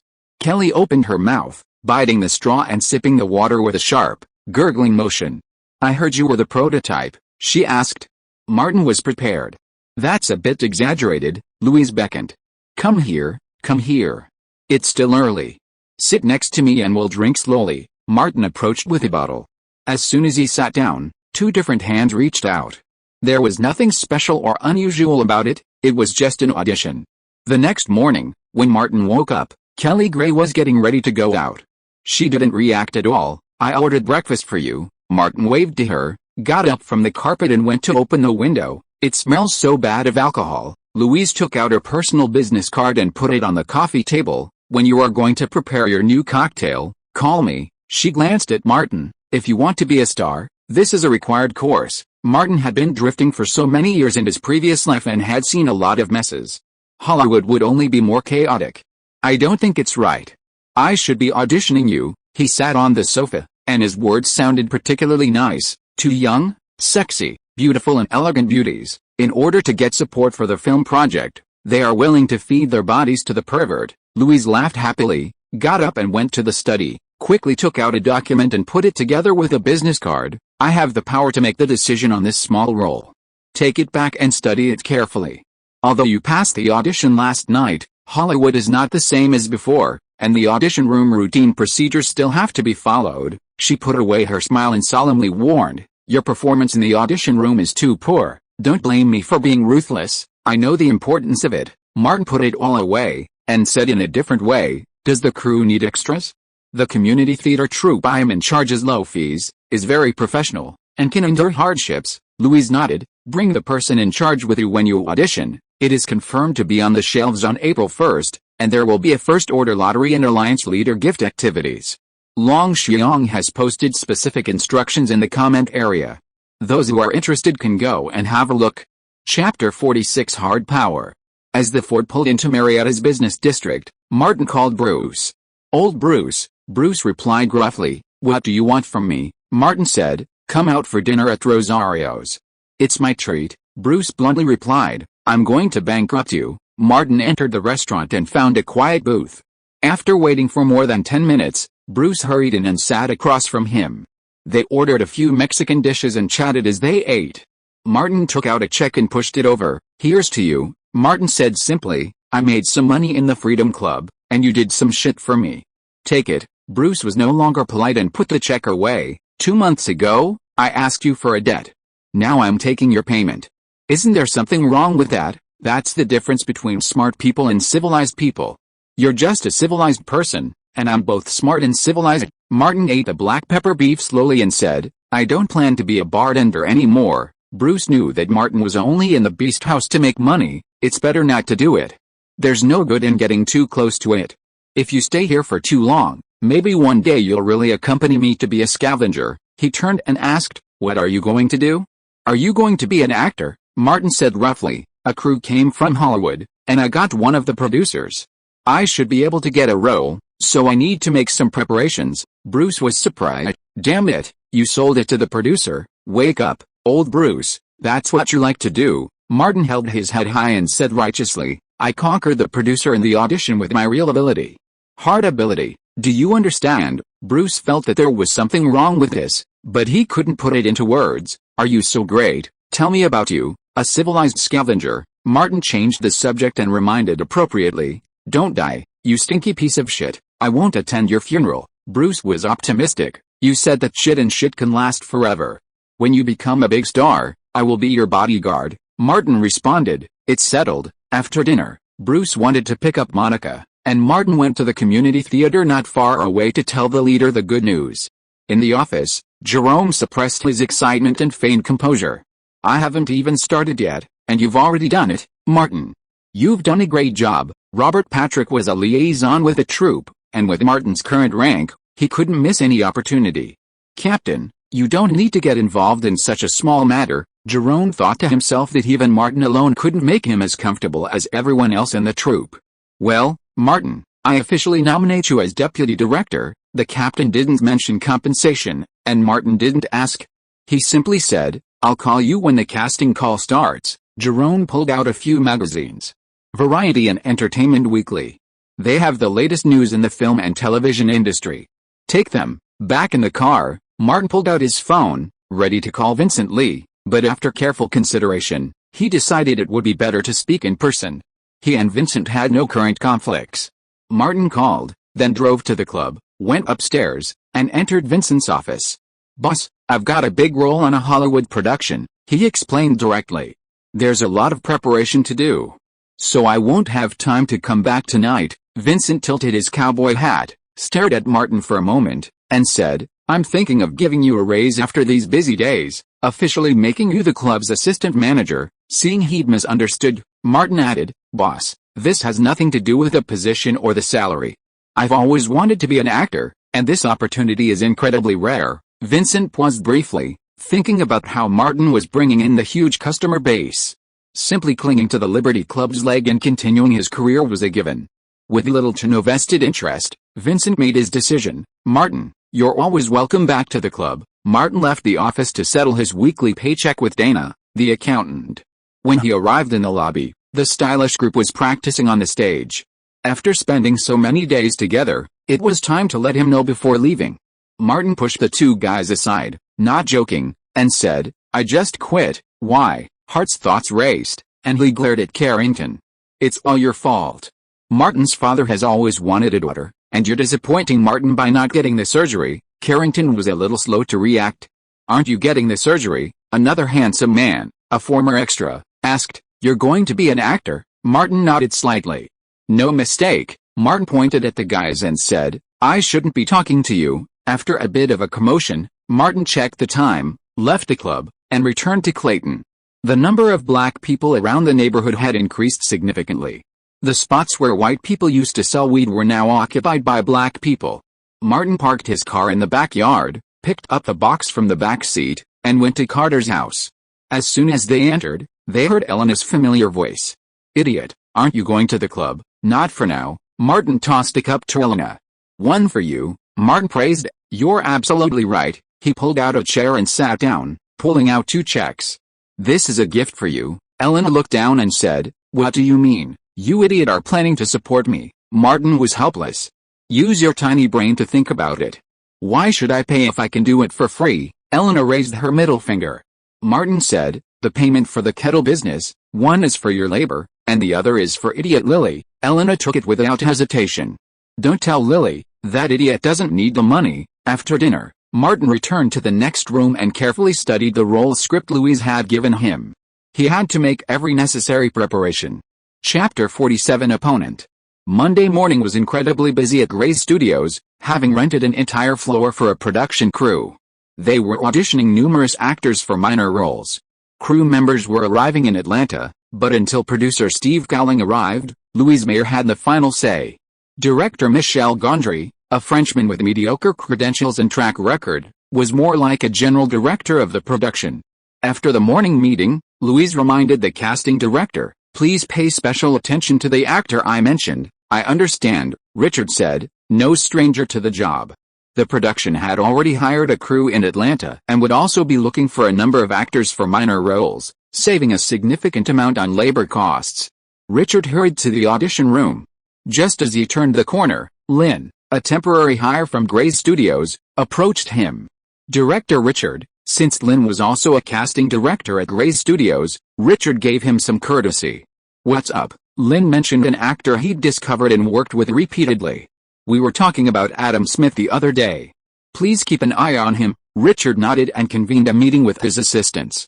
While looking through the resumes his assistant had brought, he noticed that Adam Smith and Martin Davis were auditioning for the same role. Richard didn't even think twice and simply put Adam Smith's resume at the end. Meanwhile, Martin arrived at Gray's and met Jerome at the door. He called Louise's assistant, and someone soon arrived, taking Jerome to discuss the large-scale use of extras. Robert, with his big head, came through the doorway. He spotted Martin and hurried over. "Are you auditioning too?" Martin asked. "Which part are you auditioning for?" As they walked inside, Robert said, "A marginal role with only 2 lines." "I've always dreamed of having a single line," Martin said. "Don't worry, we're not the same character," Robert asked. "The main part," Martin said, "unless you help me." Robert rubbed his head and said, "Man, that was an accident," Martin said casually. "I believe you." When they reached the audition room, there were so many people that the benches weren't big enough, and many people were standing. The door of an office next to him opened, and Andrew came out with documents. He happened to see Martin standing there, and hurriedly called out, "Jenny, come on, move a chair out." "No, 2, the freckled female assistant dragged 2 chairs over. Andrew took one and dragged it to Martin. "Sit down." Martin quickly took the chair and said politely as before, "Thank you, we are friends." Andrew lowered his voice, "I haven't thanked you for the news you leaked to me last time. I became the first man in the company to use a kettle.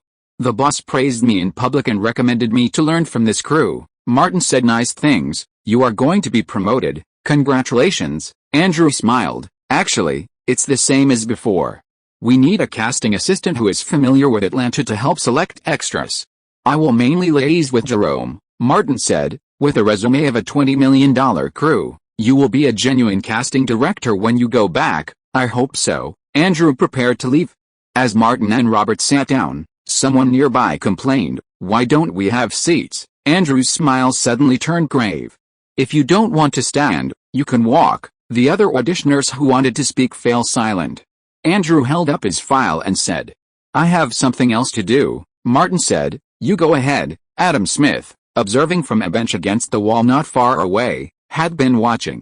Fellow actor Ward asked, "The one with Majen?" Adam Smith asked, "Is he the famous Majen?" Ward's expression was slightly exaggerated.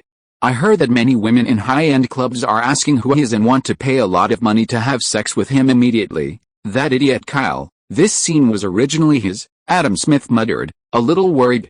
"He came here at this time and auditioned for the same role as me. You've been the leading actor in many plays for great company, and director Lynn recommended you." Ward's voice was also low. "How can he compare with you?" Adam Smith said. "He has a special relationship with Kelly Gray." "You saw Andrew and tried to curry favor with him," Ward reminded him. "Didn't Lynn say that your information should be put first? For a large-scale audition like this for a small role, it's better to be at the front." The audition room opened, and the corridor immediately quieted. Adam Smith adjusted his clothes and prepared in advance. A middle-aged female assistant came out and called, "Martin Davis." Ward was surprised. Everyone looked at Martin. Robert raised his fist. "Come on, man." Martin gave him a fist bump and strode into the audition room. Of course, there were no red couches for this kind of audition.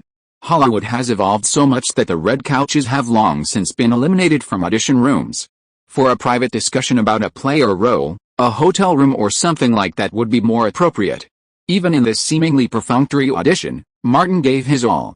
It was a simple performance with a few lines. It wasn't a challenge for him. Adam Smith watched Martin come in and out, smiling and talking to the big-headed guy, but his mood wasn't great. He wasn't the second person to enter the audition room, nor was he the third, nor the fourth and fifth. This was a Hollywood production. A true opportunity to connect with Hollywood was right before his eyes, yet so far away and unattainable. When it was Adam Smith's turn, the emotional gap caused him to perform less than ideally. Just looking at the expressions of the casting director and assistant, he knew he was doomed. Ward saw Adam Smith emerge and asked, "How's it going?" Adam Smith shook his head. "Let's go." Leaving Gray's, Adam Smith called Lynn. Lynn called back shortly after. "I just got the part after the audition, Martin Davis," he added. "Come back this afternoon. There's a smaller role available, and I'll help you get it." Adam Smith put away his phone and said, "Ward, you know a lot of people in Atlanta. Help me get to know Martin Davis." Ward was puzzled. "It's just a small part, it's more than just that." Adam Smith's real concerns lay elsewhere. "This crew works closely with Gray's, you understand? I might not be as successful here as Martin Davis." Gray's late-night shows were his bread and butter. Even without Hollywood, he still thrived in Atlanta. If that foundation were lost, his current life would be shattered. His car loans, his mortgage, his daily credit card bills, and so on would be severely impacted. Adam Smith said, "Lynn revealed that director Benjamin is writing a new play for Gray's company. I originally thought I'd be the male lead, but now things aren't looking good." Ward understood. "Are we going to suppress the threat the moment it's just emerged?" Adam Smith nodded. "At least I need to understand who my potential opponent is. If I don't even know who they are, I'll be replaced without knowing what's happening." Chapter 48 Healing the Soul. With his big head swinging around, Robert turned into the lobby on the first floor. Martin saw him, waved and asked, "How is it?" Robert's face was full of depression. "Can't they see that I have the same big celebrity head as Stallone, Willis, and Schwarzenegger?" Martin took a step back, nodded while looking at him. "As far as appearance is concerned, you are very distinctive and it is easy to leave a deep impression on the audience. Have you seen the trailer of Pirates of the Caribbean? If you wear a pirate costume, you will be more vivid than those pirates." Robert had really seen it, with his hands in his trouser pockets. "Man, I have a good mental quality. I don't mind if you just say I'm ugly." He suddenly remembered what Martin often said and decided to scare him. "But, when you drink Coke in the future," Martin was smart, "I swear, I will never drink Coke in a glass bottle again." Robert's depression dissipated a lot, and he said, "Thank you, man, I feel much better." Martin said, "You're welcome. After all, you helped me." Robert was depressed again. "Are you fucking done? I'd better go be a background artist," he asked. "Have you heard the results of your audition?" Martin nodded. "I got the call," Robert said. "Congratulations," he sighed. "It's just one line." "It's too hard." Martin patted his arm. "I can't help you with this production, but after filming is finished, we can stay on and do odd jobs." Staying on the set meant getting to know the main cast and crew. Actually, his character's scenes seemed quite large in the script, but who knows how much would be left in the final edit. It wouldn't be surprising if there were fleeting scenes left. "Thank you," Robert said. "It's quite an experience." Jerome hurried across the hall.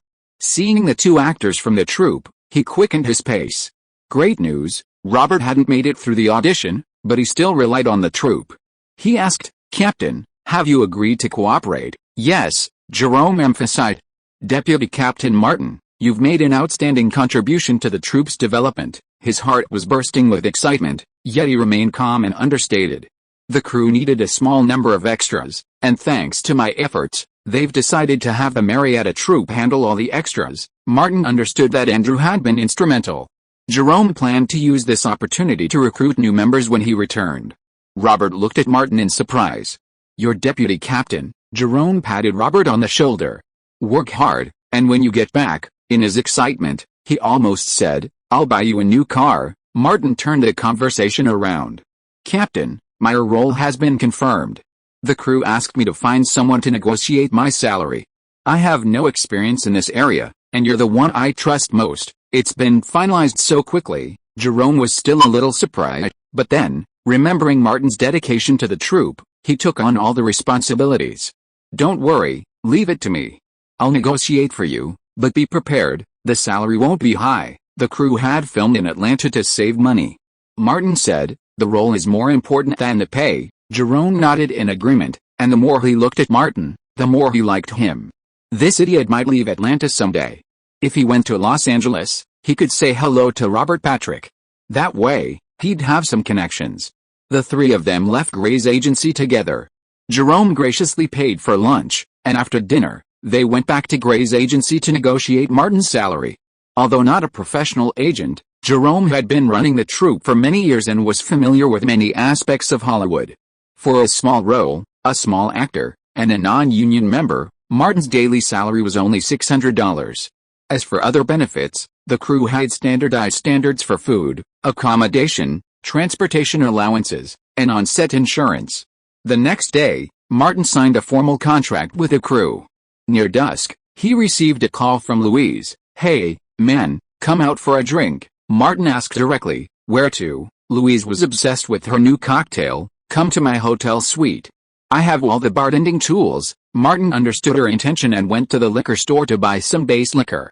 When he arrived at the hotel suite, Louise was alone. She sat at the bar, a shot of tequila in front of her, already drinking.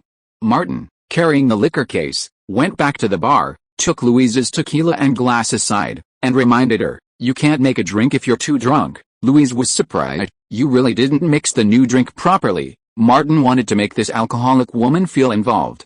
From their hands, a new cocktail was born, leaving a deeper impression than the kettle. He said, "We have a prototype, but the specific formula still needs to be debugged." Louise also turned to the back of the bar, took out alcohol wipes to clean her hands, took out the cocktail shaker and measuring machine, and said, "What are we waiting for? Let's get started." Martin opened the wine box, took out the wine and put it away one by one. "Are you more interested in wine than movies?" "Movies are work. Wine is a hobby. They are different." Louise's eyes drifted down again. "Wine is like spiritual food for me. I feel refreshed after drinking it." Martin put on the serious face of a bartender. "When it comes to cocktail making, be serious." Louise took out the black-rimmed glasses and put them on. "Let's get started. My idea for the new wine is to have the flavor of whiskey, with a heavy taste and strong stimulation to the taste buds." Martin stretched out a finger and tapped Louise's tall nose. "It can heal the soul of an alcoholic like you." He wanted to mobilize Louise's sense of participation. "Which whiskey do you think is suitable?" "No mistake. One song, one post, one content, one book, one bar." Louise was a typical alcoholic.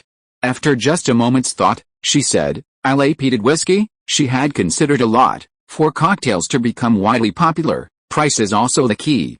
Lagavulin is too expensive and not suitable. "I can only choose between Kaolila and Ardbeg, and I suggest Ardbeg." Martin took out a bottle of Ardbeg and asked, "Why, are you testing me?" Louise said pretentiously, "Of all the whiskies produced on Islay, Ardbeg has not only a rich smoky flavor, but also a light malt sweetness, which balances the taste very well." Martin poured half a cup of Ardbeg and added some lemon juice. "The taste is not rich enough." Louise took it and drank a little. "Too sour." Martin said, "Add a small amount of ginger syrup. This is a common ingredient in cocktails." Louise took a small amount and added it to stir. "The whiskey flavor is light." Martin snapped his fingers. "Blended whiskey?" The two tried common brands one by one, and changed the amount they added. After nearly 2 hours of tossing, they finally found a suitable recipe. Martin prepared the drink, and Louise, quite serious, went to the bathroom to rinse her mouth to rid it of any excess alcohol. When she returned to the bar, she found the pale golden liquid in a classic glass, garnished with lemon and ginger slices. "Is this a drink?" Louise raised it with anticipation, taking a slow sip. Smoky, tangy, and spicy notes instantly filled her mouth, like a cannonball exploding. Then came a rich, rounded, tart, and refreshingly sweet taste. The flavors were rich and layered, as if all the joys and sorrows of life were absorbed into it. Louise took another sip and passed the rest to Martin. Martin drank it and savored it carefully. "How does it feel?" Louise took off her black-rimmed glasses, as if she had eaten nectar, with a look of satisfaction on her face. "It's bitter at first, but then sweet. The later it goes, the more powerful it is.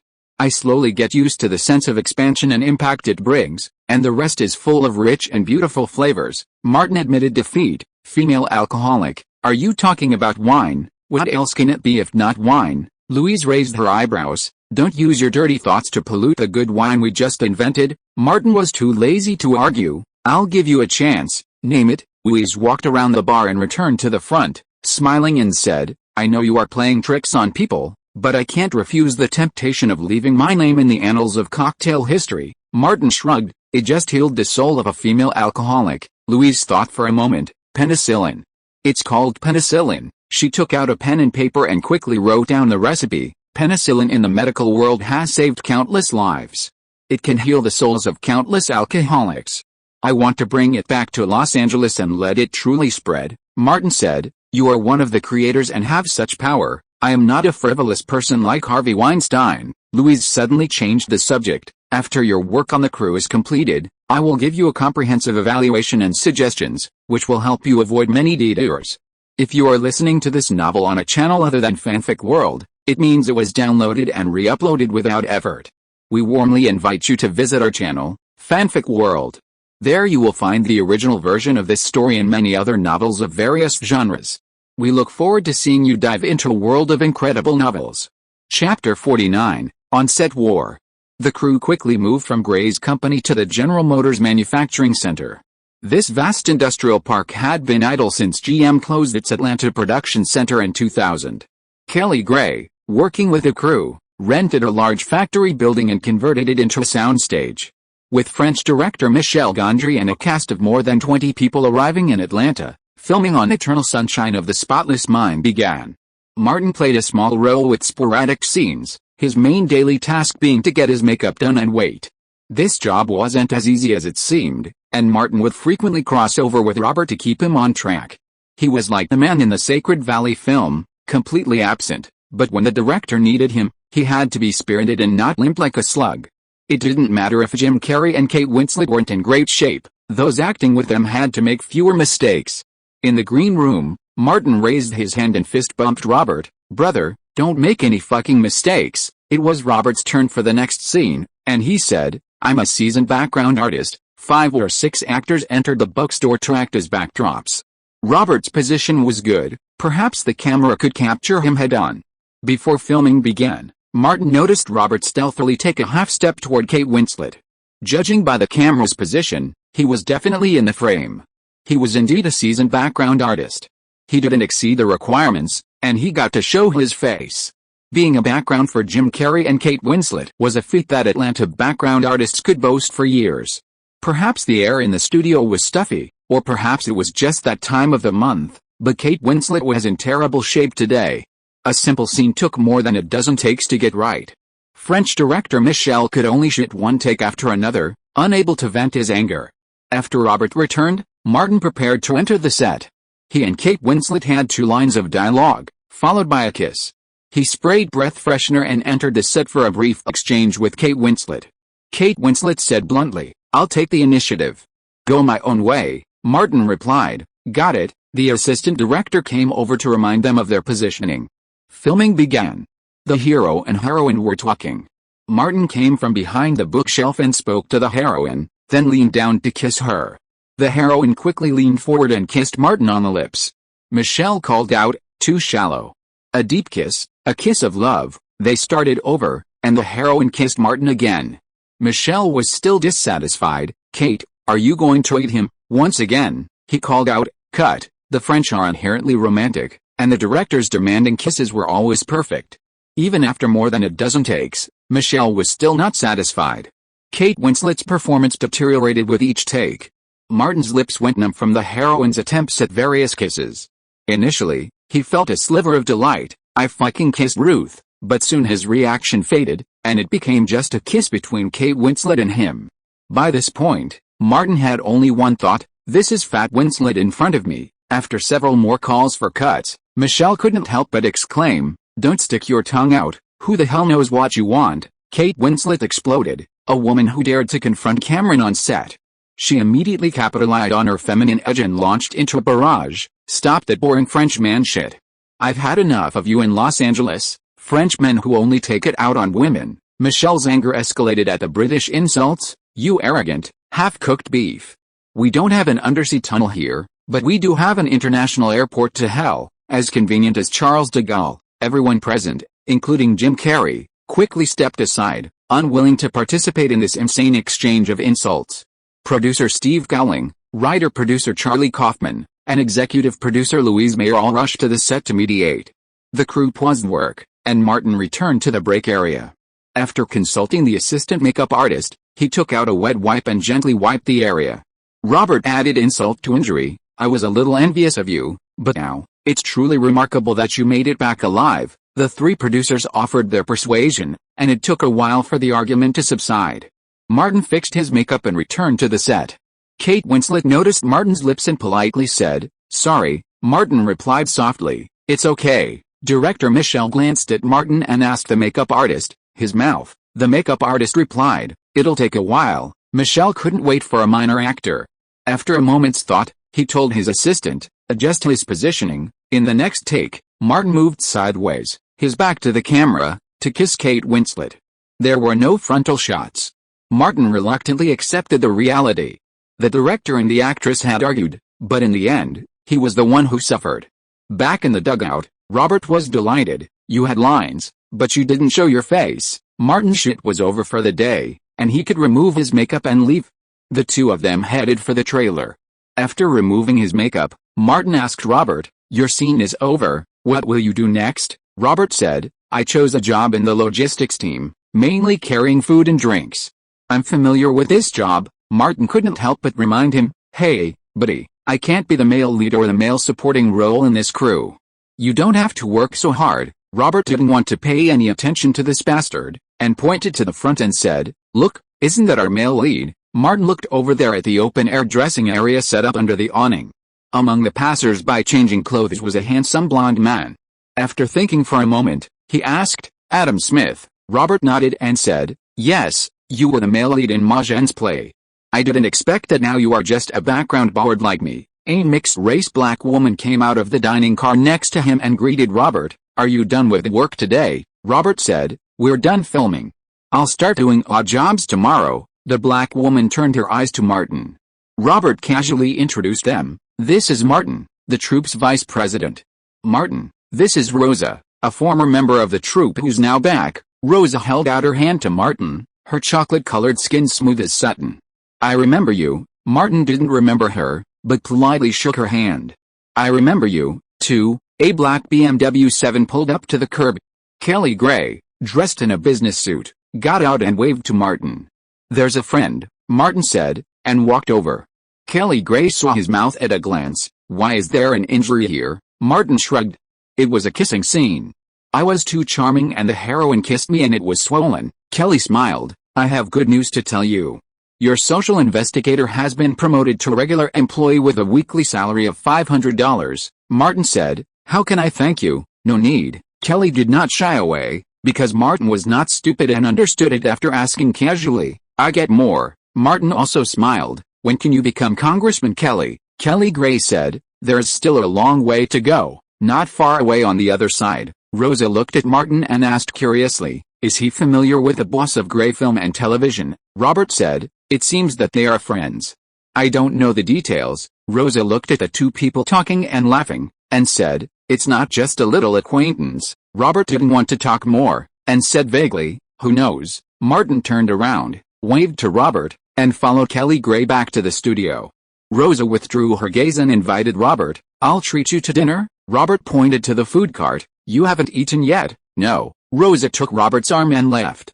Passing by the open-air dressing area, Adam Smith was taking off his costume. Seeing Rosa coming, he greeted, "Hi, Rosa, where are you going?" Rosa stopped. "To dinner." Adam Smith looked at Rosa's curvy figure, then glanced at the ugly man with a big head following behind, and showed a charming smile. "It's just right, I'm going to dinner too. I'll treat you." Rosa's eyes fell on his passerby costume, and she politely declined. "Sorry, I have an appointment." Adam Smith lowered his head to look at the costume. He wanted to throw it away, but it was inappropriate. He was used to being the leading man, and now he played such a passerby role with no status. The psychological gap was huge. Ward came over and whispered, "Poet's guy, Diego, called and told us to pick up the goods tonight. The girls at the high-end clubs really like the new stuff." "I see." The lead actor in Gray's late-night drama didn't make a particularly high income. Adam Smith's decent living also came from part-time jobs at high-end clubs and helping others with shipping. Ward probed, "Do you want to cut off that business?" Adam Smith didn't care. Even a big star like Marlon Brando could lower his dignity and do it back then. "What should I be afraid of?" He patted Ward's shoulder. "It's easy to get on this boat, but hard to get off." Used to making money lying down, who the hell wants to stand up? Chapter 50, Humans and Ghosts. Excellent, you guys did a fantastic job. French director Michel, making a rare move, left his chair and entered the set, saying to Jim Carrey, "Your performance is Oscar-worthy. You deserve one." Jim Carrey simply smiled, without further comment. Michel then turned to his co-star, Martin, and said, "Boy, trust my judgment. Your acting is superb." Martin couldn't remain silent, as he was the director. He steeled himself and said, "Thank you, director. I'll try my best." Outside the makeshift flea market, Kate Winslet's lips curled up to her ears. Ever since that day's argument, she and the director hadn't spoken a word except about work. Michel also praised the other actors, seemingly trying to express some emotion. A film crew is just like a fucking workplace, it's normal for them to clash. When someone feels comfortable, someone feels uncomfortable. Martin returned to the lounge area and had just sat down when a chocolate-skinned hand reached out, slender fingers clasped around a sippy cup. "Martin, would you like some water?" Martin looked up and saw Rosa. Perhaps because she was mixed race, she didn't look black, which made her look prettier. "I'm not thirsty, thanks," he declined. Rosa was enthusiastic. "Call me if you need anything, I'll be right next to you," Martin replied politely. "Thank you." This woman had been hanging around him since the day before yesterday. Robert came in panting, carrying a can of Coke and placing it on the table in the lounge. Martin was about to grab a bottle, but before he could get up, he quickly sat back down. It wasn't a glass bottle, but Robert's Coke. Robert came over, sat next to Martin, and wiped his sweat. He asked, "Is Rosa still pestering you?" Martin said, "I don't have the power to ask her out. She's interested in you." Robert's job was easy, and he was just bored. "You could easily ask her out." Martin shook his head. "Man, free is the most expensive thing. I'm going to have sex with her. What do you think she'll want?" Robert was no fool. "If she pesters you again, I'll help you. I do need your help with something." Martin had called Louise last night, and Louise had specifically mentioned that Michel Gondry was one of the French directors in Hollywood. Hollywood secretly operates under various power structures, the most prominent of which is based on nationality. In the afternoon, the crew's work came to a temporary halt, and many people gradually left the studio. French director Michel had a quirk: he would use the bathroom first before leaving. After a standard 15 minutes, Michel emerged from his private stall, the sound of a flush behind him. As he walked out, he heard someone in the restroom speaking with an Atlanta accent. "You're inviting me to a British restaurant? Are there any restaurants in Atlanta that serve British food? Even if there are, who would go?" "Yes, they even publish a British food guide, I know," Martin said sarcastically. "The legendary garbage sorting guide." Michel emerged and laughed at this.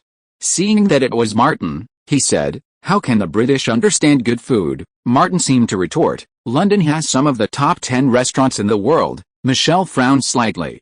Martin changed the subject. "They serve all French food there." Michel praised him. "Martin, there aren't many Americans who have a clear understanding of food like you." "Because I've been poisoned by British food." Martin's face fell, as if he were recalling something horrifying. His co-star, Robert, a veteran background artist, stood behind Martin, looking perfectly at home. His naturally honest and loyal demeanor even added to Martin's words.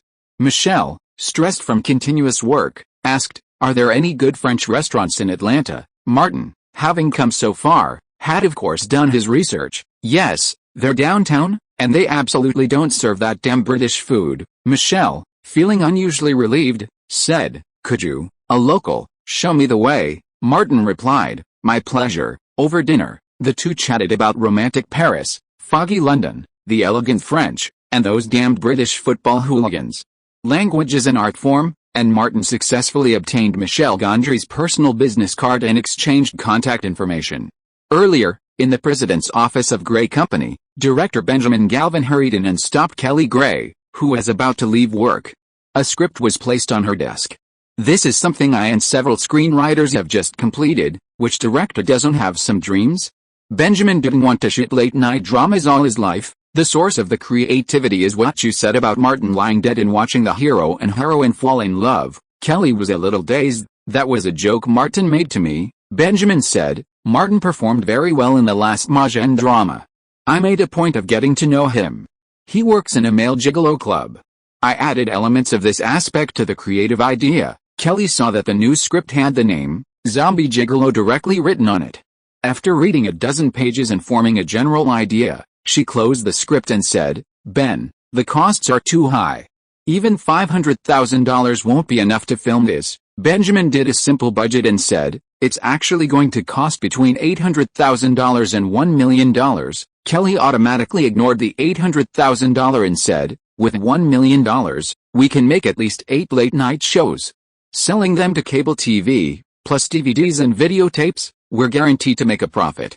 Investing so much on just one show is too risky." Benjamin pushed hard. "Kelly, we can't keep making low-budget late-night shows, right? Don't you want to expand into theatrical production? Don't you want your company to truly grow and develop?" Kelly shook her head. "I've worked in Hollywood. What percentage of Hollywood films are profitable each year? They can recoup their costs and accumulate profits over time. What about us? If we throw in $1 million and don't recoup it in 6 months, our capital chain will be extremely strained." There were some things she didn't need to tell Benjamin, like her interest in the abandoned General Motors production facility.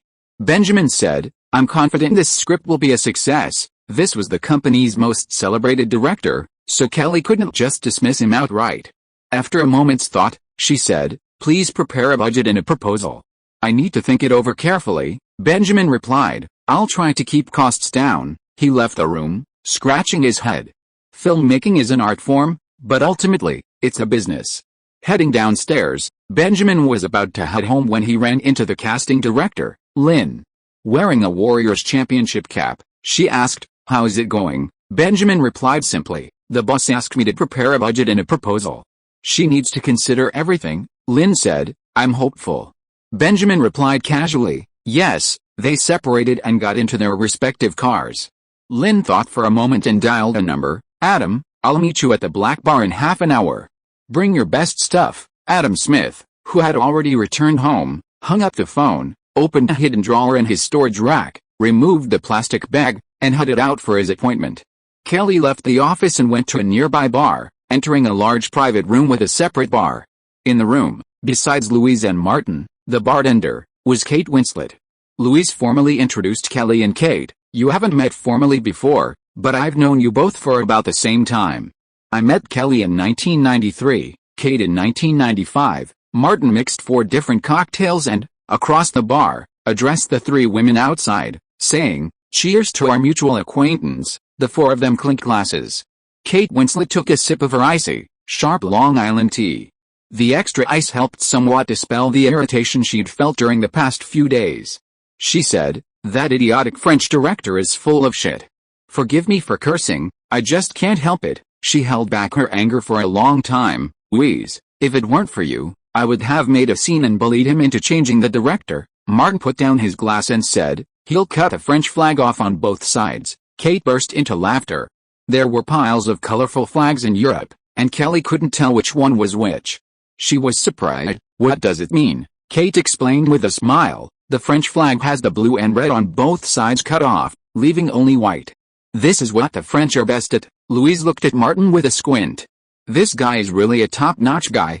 Martin said seriously, "Haven't you heard that no one can occupy Paris before the French surrender?" Kate raised her glass. "Martin, I must toast you a glass." Martin clinked glasses with her. "My honor," Louise still reminded. "Kate, if you want to use this movie to win an Oscar, you should control your temper." Although he is only responsible for the filming on the set, Kate, like her long-lasting friend, is obsessed with the Oscars. "I have been nominated several times, and lost all of them." Kelly asked, "Is the public relations investment not enough?" Kate shook her head. "Those old men think I'm too young." Martin interrupted, "I'm an outsider. Can I tell you what I think?" Kate clinked glasses with him again.